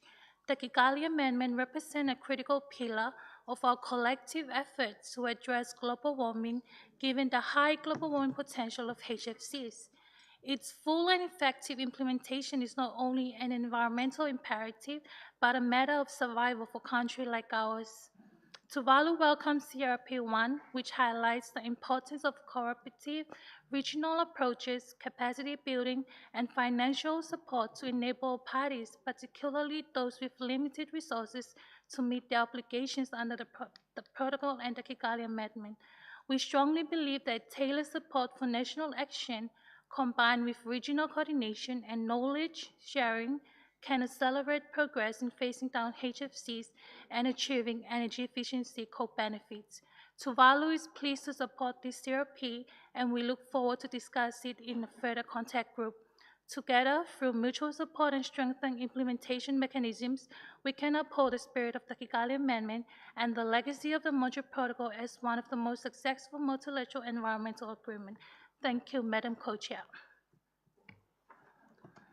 Thank you very much, Tuvalu, for your observations. I now turn the floor to Grenada. Thank you very much, Madam Co-Chair, and thank you for the opportunity to contribute to this very rich discussion that has already started. I want to first of all thank the distinguished delegates from Rwanda and the United Kingdom for presenting this very important CRP, and in addition to that, for providing the background information surrounding the whole concept of this CRP. I want to also express our deepest support for the CRP, as we see a lot of value in it, not only for Rwanda, but for several countries, based on how these regional centers would be operated. In addition to that, I think this CRP would offer a lot of support and guidance and strengthen the ongoing discussions that are currently happening at the executive committee level, where some of these initiatives are already being discussed and initiated. And so, with the special challenges that we have in the implementation of the Kigali Amendment and the implementation plans, this idea of regional cooperation and initiatives would definitely offer some support and strengthen what is happening at the national level. And again, we register our full support for this CRP. In this regard, we would also like to support the establishment of a contact group where we can further ventilate on this CRP and strengthen it and present it in a manner that can benefit all the countries that have already expressed their support for it and those that are yet to do so. And so we look forward to this engagement, and I again want to thank the proponents, the United Kingdom and Rwanda, for presenting this very important CRP that can bring a lot of benefits to a lot of us in this room. Thank you so much. Thank you very much, Grenada. I turn the floor to Lesotho. You have the floor. Okay, thanks again, Madam Chair. Lesotho finds the Center of Excellence as the background for the implementation of Montreal Protocol and the Kigali Amendment.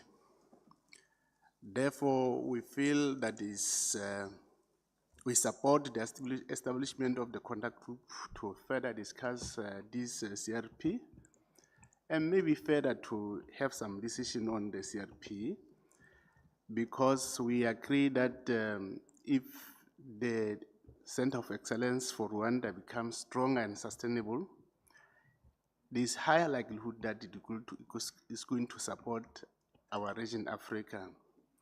And it also set a good model that can assist Africa to take part or be able to implement the Montreal Protocol. By so saying, thank you, Madam.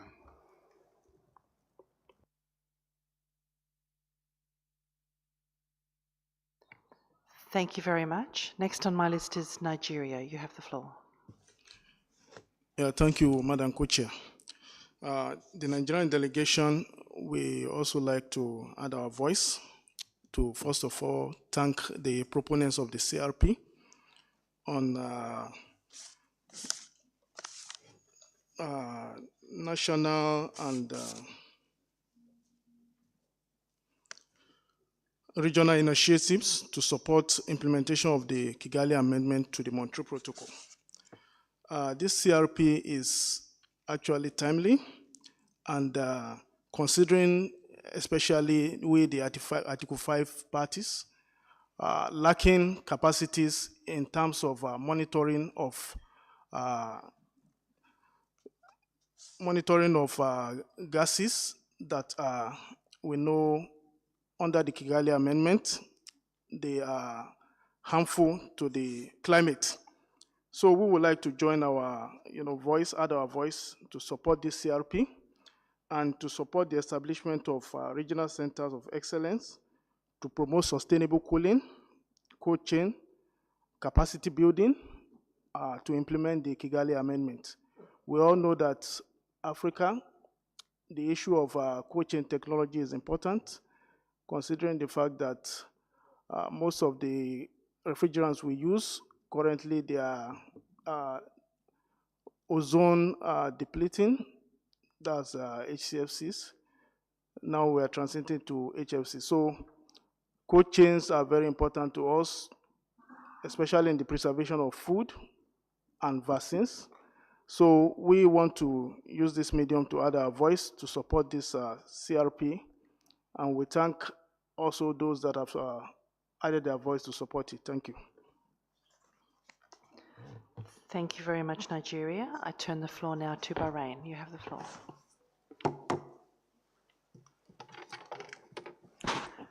شكرا سيدة الرئيسة المشاركة، والشكر موصول إلى مقدمي هذه الورقة رواندا والمملكة المتحدة. وأعتقد أن تداول فكرة مراكز التميز وتطبيقها بشكل فعلي في بعض الدول تم مناقشته منذ فترة طويلة في عدة مناسبات، ولكن أعتقد أننا نحتاج اليوم لمعرفة المزيد بشأن تعريف مصطلح مركز التميز أو مراكز التميز، وتحديد أدوارها في مجال تعزيز التبريد المستدام، ومدى الدعم الذي يحتاجه والشكل الجغرافي مساهمة هذه المراكز في خدمة الدول الأطراف في تنفيذ تعديل كيغالي، وأيضا وجه التعاون بين هذه المراكز والوكالات المنفذة. هناك الكثير والعديد من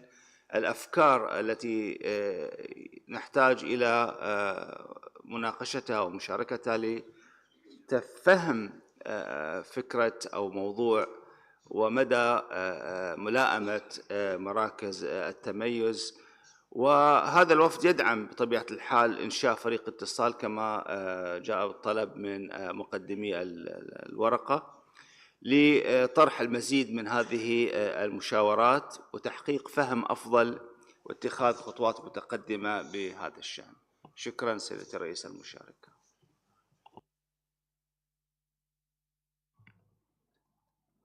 Thank you very much, Bahrain. I give the floor now to Egypt. You have the floor. Thank you very much, Madam Co-Chair. This delegate would like to thank Rwanda for putting to us this CRP, and of course we would like to extend our thanks to the distinguished delegate of the UK for announcing the support and willing to provide technical or financial support to this idea, and for her proposal that the multilateral fund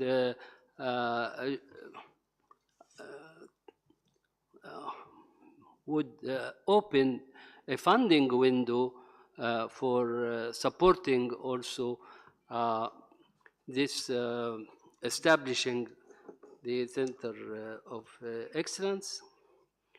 But I would like also to highlight some Indeed, there is a need for center of excellence, not only at regional level, but also at a national level.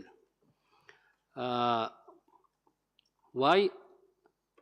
Because each country has its own challenges and need to solve its own challenges with a large number of people or technician or industry and engineers and all sort of people. That is a challenge for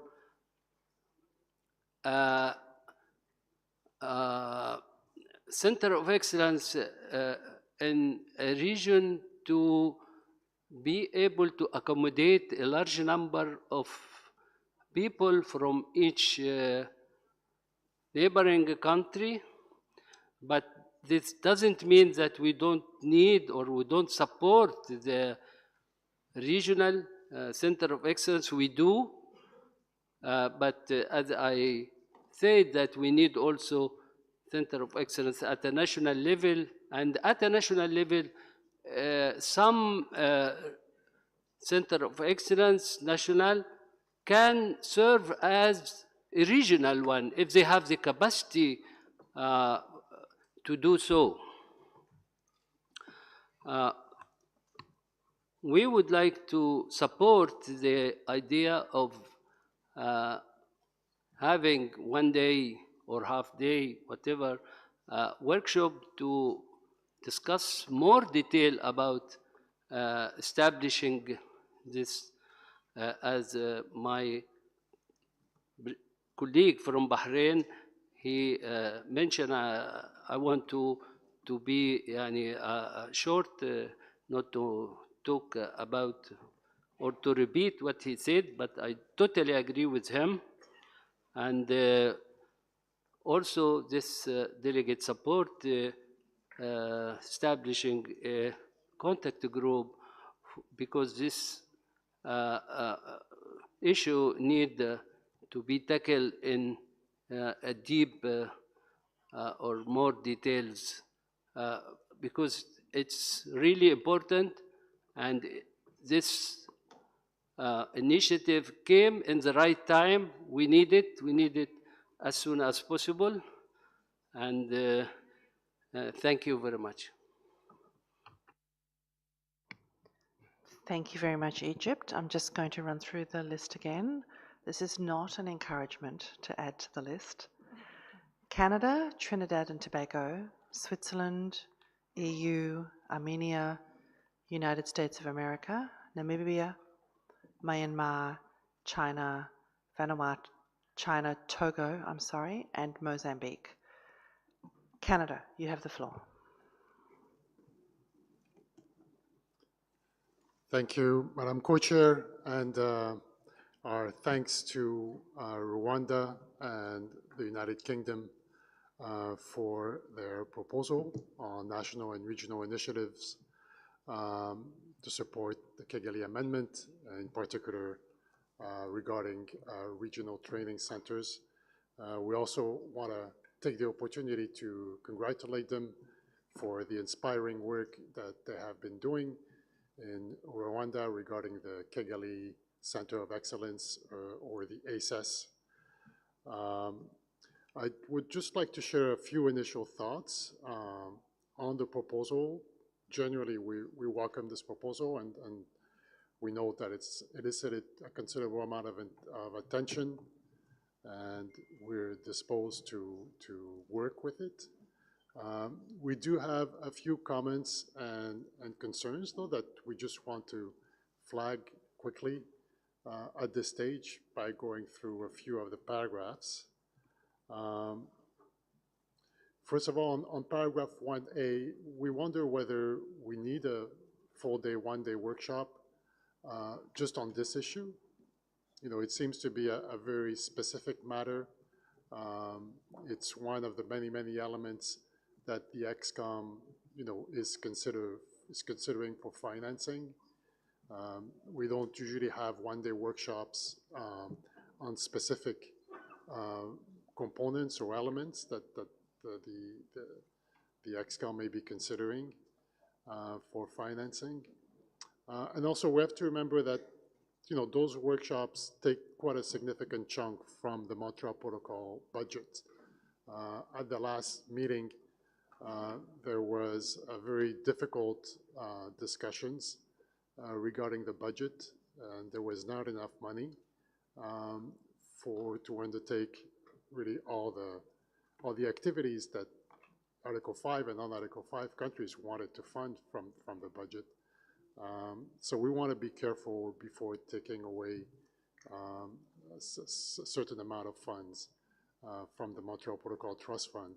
We wonder if perhaps this could maybe take the form of another kind of event, perhaps an extended side events at the margins of the meeting, something that we could discuss within a contact group on this CRP.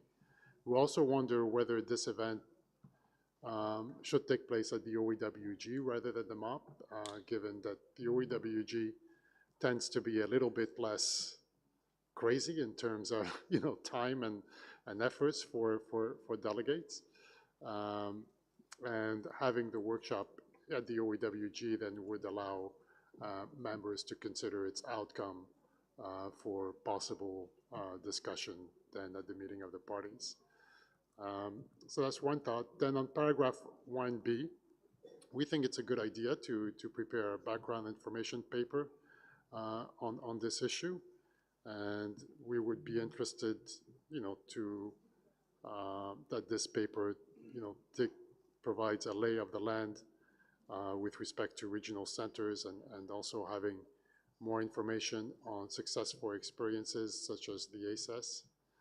On paragraph 2, I guess we would point out that the EXCOM will already be considering at its next meeting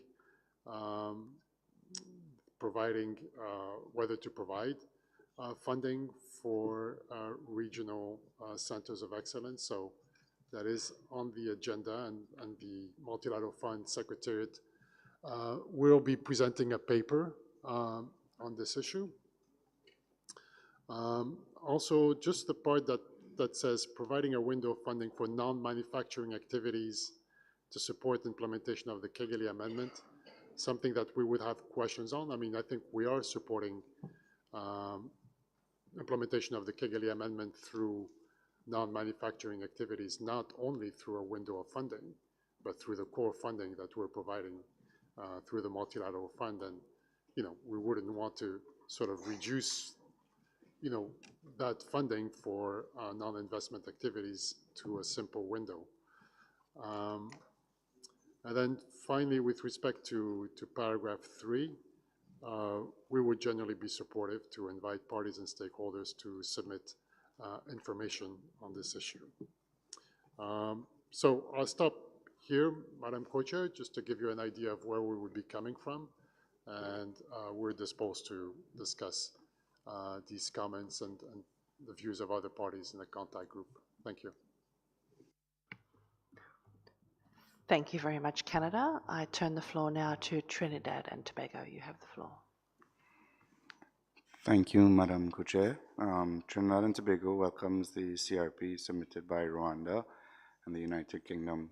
We recognize the critical role regional centers of excellence play in building capacity, fostering innovation, and supporting the integration of energy efficiency testing, particularly for Caribbean small island developing states and low-volume consuming countries. The proposed workshop and background paper will be a timely opportunity to share lessons learned, best practices, and commemorate the 10th anniversary of the Kigali Amendment. We also support the request for the MLF to consider a funding window for non-manufacturing activities. This will directly benefit A5 parties in advancing Kigali implementation, sustainable cooling transitions, and broader climate and development goals. We would also like to echo the support of the establishment of a contact group for further discussions on this initiative. Thank you very much. Thank you very much, Trinidad and Tobago. I turn the floor now to Switzerland. You have the floor. Thank you, Madam Co-Chair. We also would like to thank Rwanda for proposing the CRP. We recognize the challenges related to the implementation of the Kigali Amendment and the transition to alternative refrigerants. This is in particular true for countries that on their path forward in sustainable cooling intend to leapfrog to natural refrigerants, which helps to avoid the need for double conversion and saves both time and cost. We see regional coordination and regional centers of excellence as an efficient and targeted way to overcome those challenges and to enhance the capacity building required for handling alternative refrigerants. We therefore support further discussions to enhance our understanding of how we could catalyze the implementation of the Kigali Amendment by regional cooperation. Thank you. Thank you very much, Switzerland. I turn the floor now to the EU. Thank you very much, Madam Co-Chair. And the EU, the European Union, and its 27 member states would like to thank Rwanda and the UK as co-sponsors for their CRP and for the introduction just given now to the subject. The European Union is willing to engage in discussions, but we also have a number of questions, including on the timing of the CRP. We sincerely acknowledge that regional coordination can enhance cooperation and give valuable possibilities for knowledge sharing. Our main aim would be to better understand what is suggested and learn about the role of regional centers of excellence. For instance, which activities do regional centers do, what kind of work, which countries beyond UK and Rwanda have experiences with regional centers of excellence, and what are those experiences? Generally, how do these centers function? And are there any other potential consequences or implications of the CRP? Thank you. Thank you very much, United States. I turn the floor now to Armenia. Thank you, Madam Co-Chair. Armenia would like to express its gratitude to the proponents of the CRP for drafting it. The 10th anniversary of the Kigali Amendment could be a very good milestone to draw up on the developments and discuss the way further. As a country hosting a regional center of excellence, Armenia is very keen to discover the possibilities of further expanding the capacities of the regional centers and to maximize their role in further ensuring the sustainable cooling, although we don't have a clear idea right now how this or in which particular manner this and in which particular activities this can be possible. We would like to express our overall support for the CRP, but we have certain reservations on certain wording, and but I will not go into details right now. We are very ready to be engaged in further discussions if a contact group is established. Thank you. Thank you very much, Armenia. United States, you have the floor. Thank you very much, Co-Chair, and thank you to our colleagues from Rwanda and the UK for presenting this decision. We have some initial reflections here. We will, of course, want to think this through a bit more between now and the meeting of the parties. But just to say, we think there's some pretty interesting elements in here that we're interested in further exploring. So maybe I'll start there and then also flag some questions that we have. So I think maybe just starting with paragraph 3, we think there's some merit here to invite submissions that relate to contributing to sustainable cooling and cold chains. I'll come back to the very final clause in that paragraph, but certainly from our perspective, as we often do, beginning with sort of an information gathering exercise when we look at issues.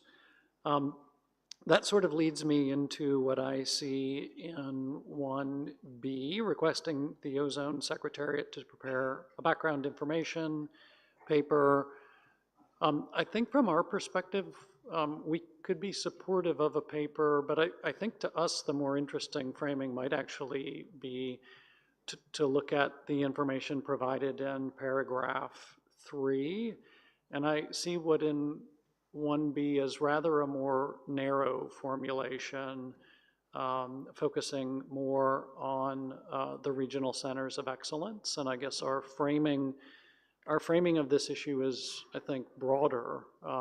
We're looking at cooling and cold chains. Regional centers is one potential tool to address those issues, but I think we'd want to be careful to keep the framing on this to start with in a broader context. Just continuing on, I think on 1A, our reflections would probably be similar to those mentioned by Canada. I think realistically we're working in a remarkably resource-constrained environment. So funding something this out of the Secretariat budget is something we'd be a bit skeptical about. We've had a number of workshops in recent years, and our own reflection is, listen, they've been, I would say, modestly useful, but if resources are constrained, we would have some questions about whether this is really going to produce the kind of results that merit substantial expenditures when resources are constrained. Perhaps, as Canada noted, there's something short of a workshop, maybe there's another event that could be taken up, or frankly, I'm not sure, but if the proponents are interested, if there's other ways to fund a workshop, we sometimes have events that are not sponsored or funded by the Ozone Secretariat, so there may need to be some creative thinking with respect to that. And then just moving on to paragraph 2, I think for our part, we note the comments on this also made by Canada, including the discussions that have already taken place and will continue to take place in the executive committee. These regional centers have been a topic of conversation now for multiple meetings, but I would similarly emphasize that we do provide, we have a model for providing funding for non-manufacturing activities, and it includes numerous components, among them servicing institutional strengthening as well as the compliance assistance program. And in fact, the compliance assistance program has a regional coordination mechanism that is a major part of what that does. So I think on this, we would really want to do some, so we're hearing a number of countries express interest in this. I think we're going to need to understand better why some of the existing mechanisms that we have do not cover this. For example, servicing financial support is actually quite fungible in terms of what it can be used for. So I think the discussion here, the text refers to a funding window. I think it's prejudicial to a discussion to talk about what the priorities are for funding in the substantial resources that are already allocated by the multilateral fund towards similar activities. So I think there has to be a discussion. What's the priority? Should we be reallocating resources? Could countries prioritize within their own KIPs and other plans that they would use servicing money to support such centers of excellence if, in fact, countries view those as a priority? And we're hearing, at least for some, that perhaps it is. And then finally, just a note, there's a couple of references about the testing centers for energy efficiency, I think that they're at the ends of para 2 and 3. I guess we'll have some questions to those. Those to us seem a little bit separate from the purpose of most of the rest of this CRP. So a bit skeptical about bringing that into this, but perhaps we just need to understand it a little better. We'd be happy to have further discussions about that in a contact group.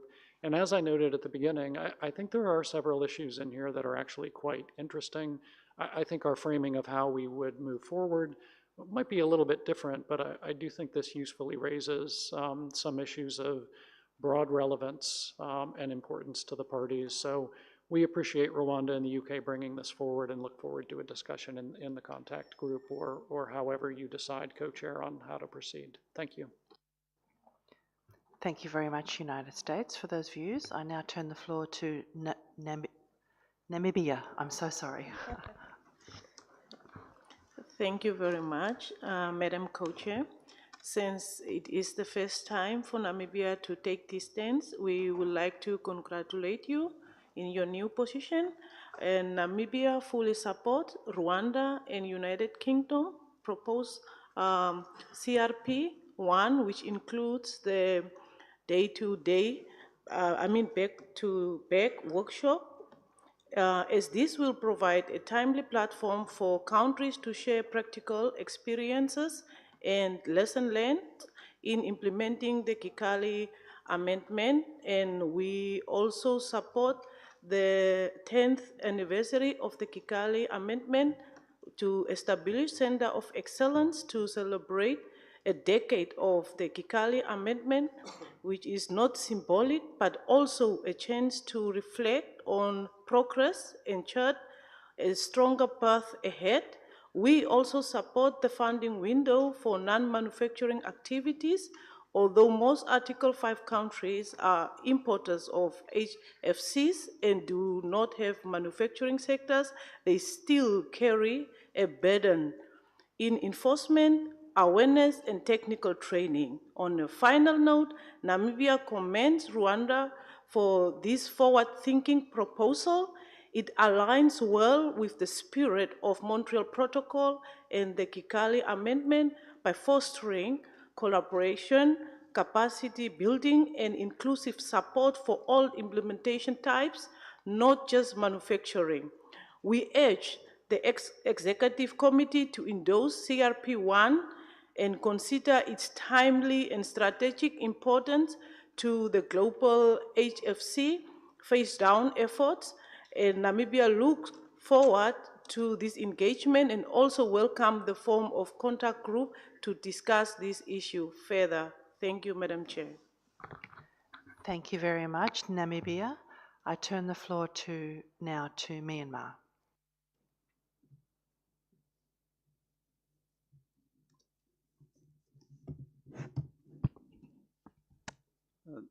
Thank you so much, Madam Co-Chair. I would like to inform again that Myanmar is preparing to ratify on the Kigali Amendment.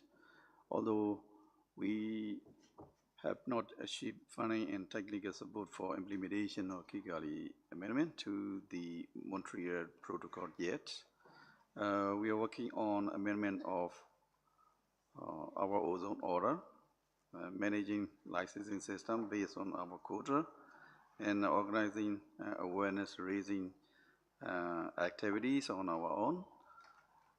And we are worried about the human resource and their capacity in refrigeration and non-refrigeration sectors. And it would be very helpful to us if we can have support. Thank you. Thank you very much, Myanmar. The final countries on my list are China, Togo, Mozambique, and Kenya. China, you have the floor. 谢谢联合主席。我们首先感谢卢旺达提交的 CRP。我们支持 CRP 中关于建立区域中心的内容。区域中心对于周边国家提升履约能力非常重要。我们愿意参与相关讨论。谢谢。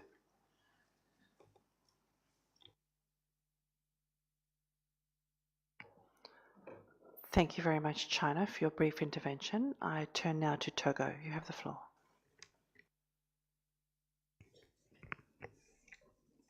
Merci, Madame la coprésidente.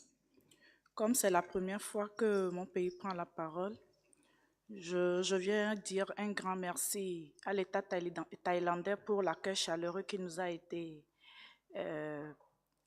accordé lors de notre séjour en Bangkok. Et également nos remerciements au secrétariat de l'Ozone pour l'organisation de cette belle assise. Nos félicitations vont également aux deux coprésidentes pour leur élection. Pour être courte dans notre intervention, nous voulons juste dire que notre délégation apporte son soutien au CRP proposé par le Rwanda, car à notre avis, nous pensons que ce CRP reste un atout favorable pour relever les défis qui nous sont les défis liés à la mise en œuvre efficace et efficiente de l'amendement de Kigali dans notre pays. Sur ce, nous sommes favorables à la création d'un groupe de contact pour approfondir les discussions sur ce CRP. Je vous remercie. Thank you very much, Togo. I turn now to Mozambique.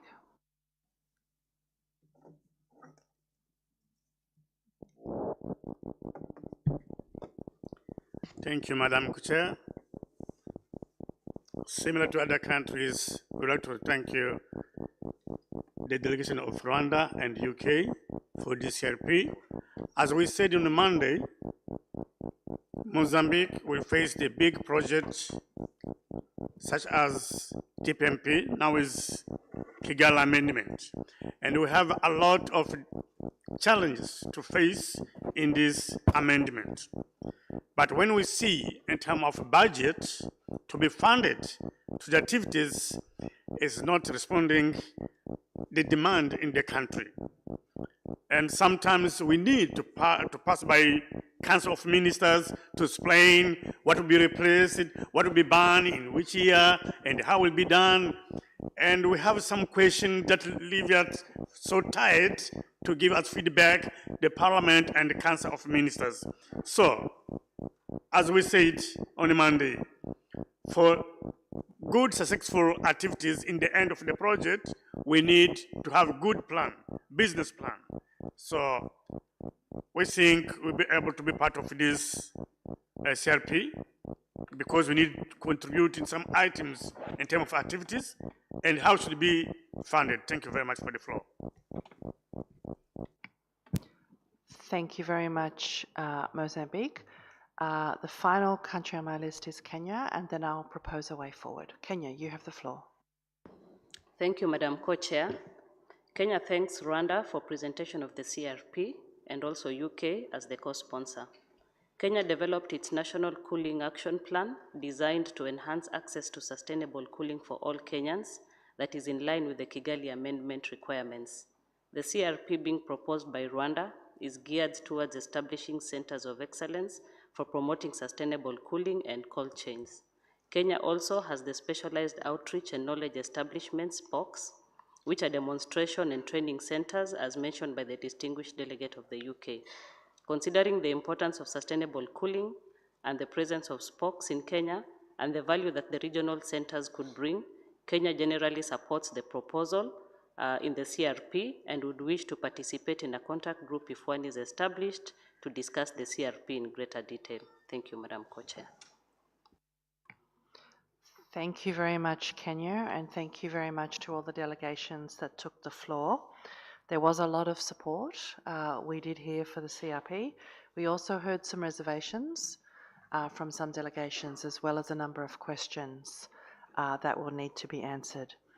So in light of that, we do propose to establish a contact group to consider the CRP.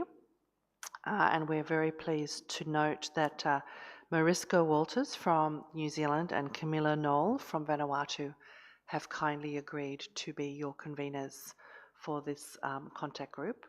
And we will set out a time and a location for that contact group to meet.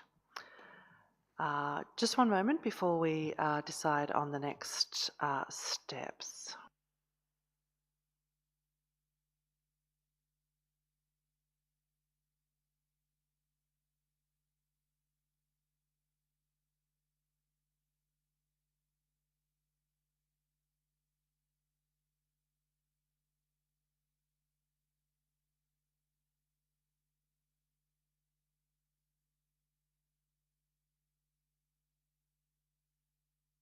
I'll turn to my co-chair. We have a couple of CRPs we'd like to try and introduce now, so I turn over to Chantal. Thank you, Annie. I would like to invite parties to consider agenda item 4D on halons and other fire suppressing agents. As you know, in our previous discussions, we were awaiting the preparation of a CRP. An advanced, unedited version of the CRP is available on the portal. It's CRP number 6, and I would like to invite the proponents of that CRP to present it to the parties. So the lead proponent, can you please, Australia, you have the floor. Thank you, Co-Chair. I'm pleased to introduce CRP 6 on Halon 1301, its continuing use in the aviation industry and management of other controlled substances for use in fire suppression on behalf of Australia and our co-sponsors, Canada, the EU, Norway, New Zealand, Switzerland, the UK and the US. I'll just, noting the time, briefly run through the outline of the CRP. The preambular paragraphs set the context, noting the information in the 2025 progress report by the TEEP and its update on the potential long-term use of Halon 1301 in the aviation sector.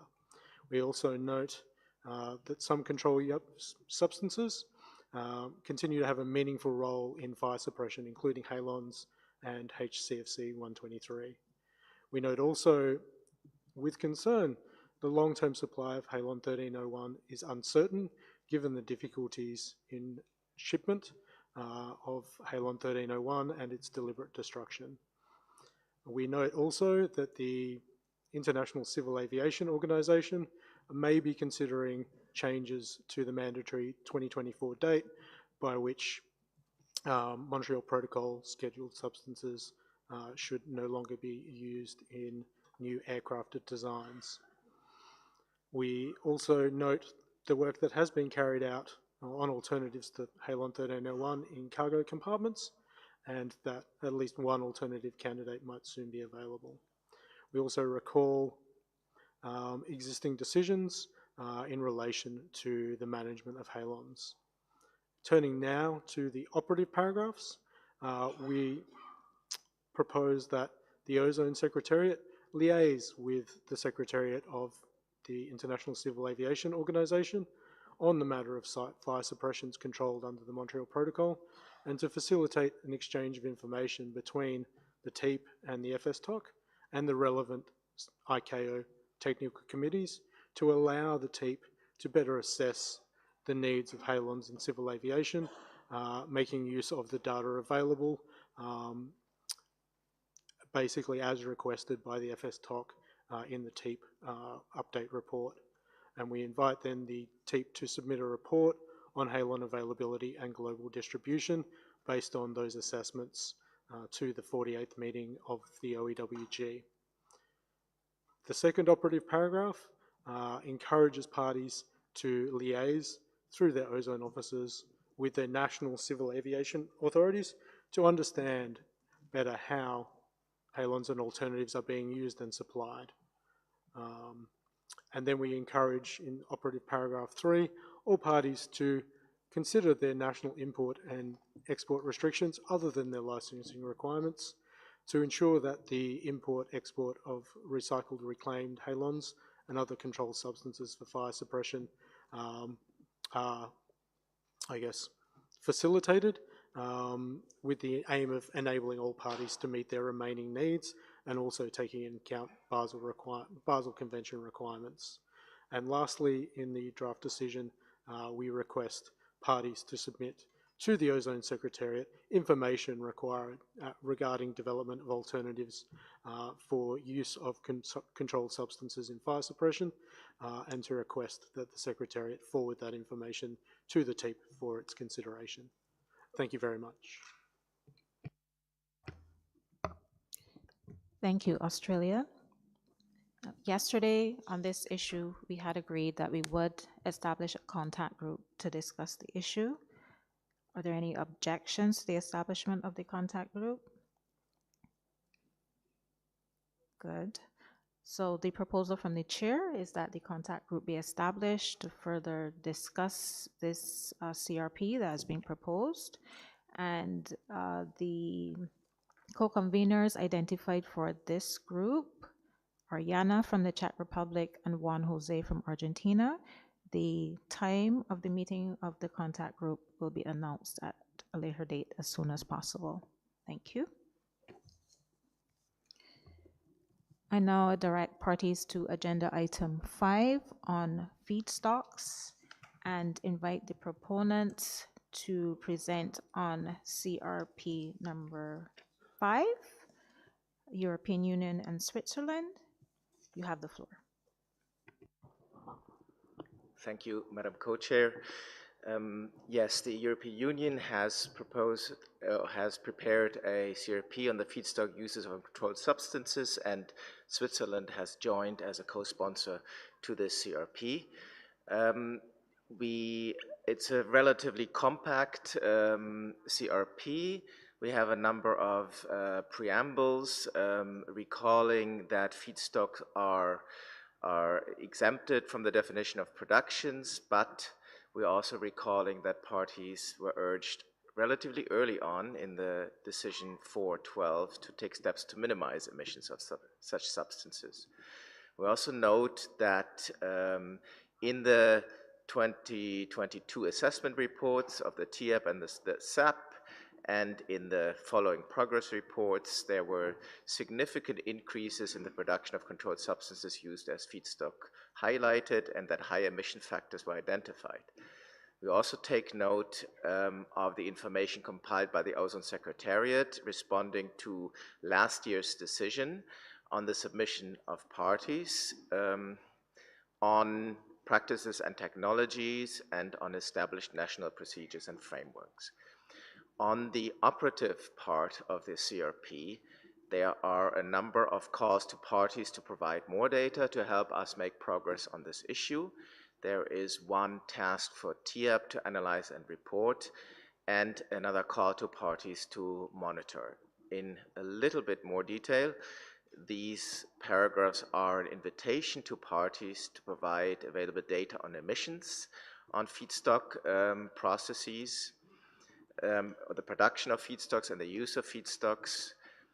There is a request to provide information on steps taken in response to decision 36.5, that's a decision from last year, where parties were requested to continue to take and minimize emissions of controlled substances during production, transportation, distribution, storage, handling, repackaging, and use. And there is a third invitation to parties to submit information including emissions data on the production of halon 1301 as a foodstock and its use to manufacture fipronil. The task for the TEEP is to analyze the information submitted by parties both in response to last year's decision and to these invitations and requests that I just outlined from the new CRP. Provide an update of all relevant information on emissions of controlled substances produced or used as feedstocks, and to keep updating us in the future in annual progress reports on the issue. And the last operative paragraph is an invitation to parties to support activities and research in monitoring of emissions of feedstock substances and the identification of relevant sources, which is a direct picking up of the discussions we had with the TIEP yesterday on what might be missing on this issue to help them make progress in telling us what the emissions are from this. Thank you, Madam Co-Chair. Thank you, EU. As we recall from the discussions yesterday, there was much interest in further discussing this issue, and so the proposal from the chair is for the establishment of a contact group for further discussions. That is the proposal from the chair. Are there any objections from parties to this? Seeing no objections, we will move forward with the establishment of a contact group to further discuss the issue of feedstocks. And the proposed co-conveners are Morgan from the United Kingdom and Liana from Armenia. And as is customary, the time of the contact group will be posted as soon as possible. Thank you. Hand over to Annie. Thank you very much, Chantel. We're just trying to organise a schedule of contact groups and informal groups for this afternoon and tomorrow morning. We don't see a need for plenary to meet again this afternoon, so we will dedicate the afternoon to contact groups and as well tomorrow. We will try and post a schedule for this afternoon's contact groups very soon, but we do ask parties to look at the scheduling for contact groups for tomorrow morning, and then we will have a report back plenary at some point tomorrow, which we haven't decided on a time yet because we've moved very quickly today and we haven't quite caught up with the processes that we need to have. So just give us one moment while we finalise the schedule for this afternoon. Thank you. Australia, you have the floor.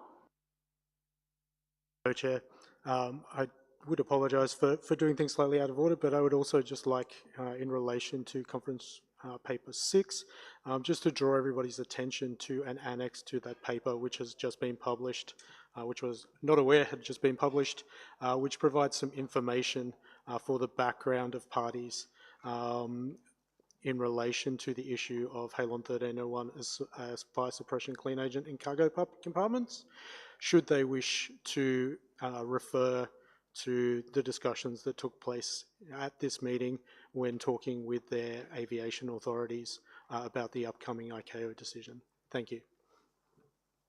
Thank you very much, Australia, for drawing that to the attention of the room. So we will be posting the contact group list for this afternoon very shortly. So, but we will allow time for lunch. Oh, apparently it's up, right? So that is the proposal for this afternoon, and we urge delegations to consult the app and the boards in relation to contact group meetings and plenary sessions for tomorrow. Good afternoon, and thank you very much for all your good work during the course of the morning. It's been very productive. Thank you.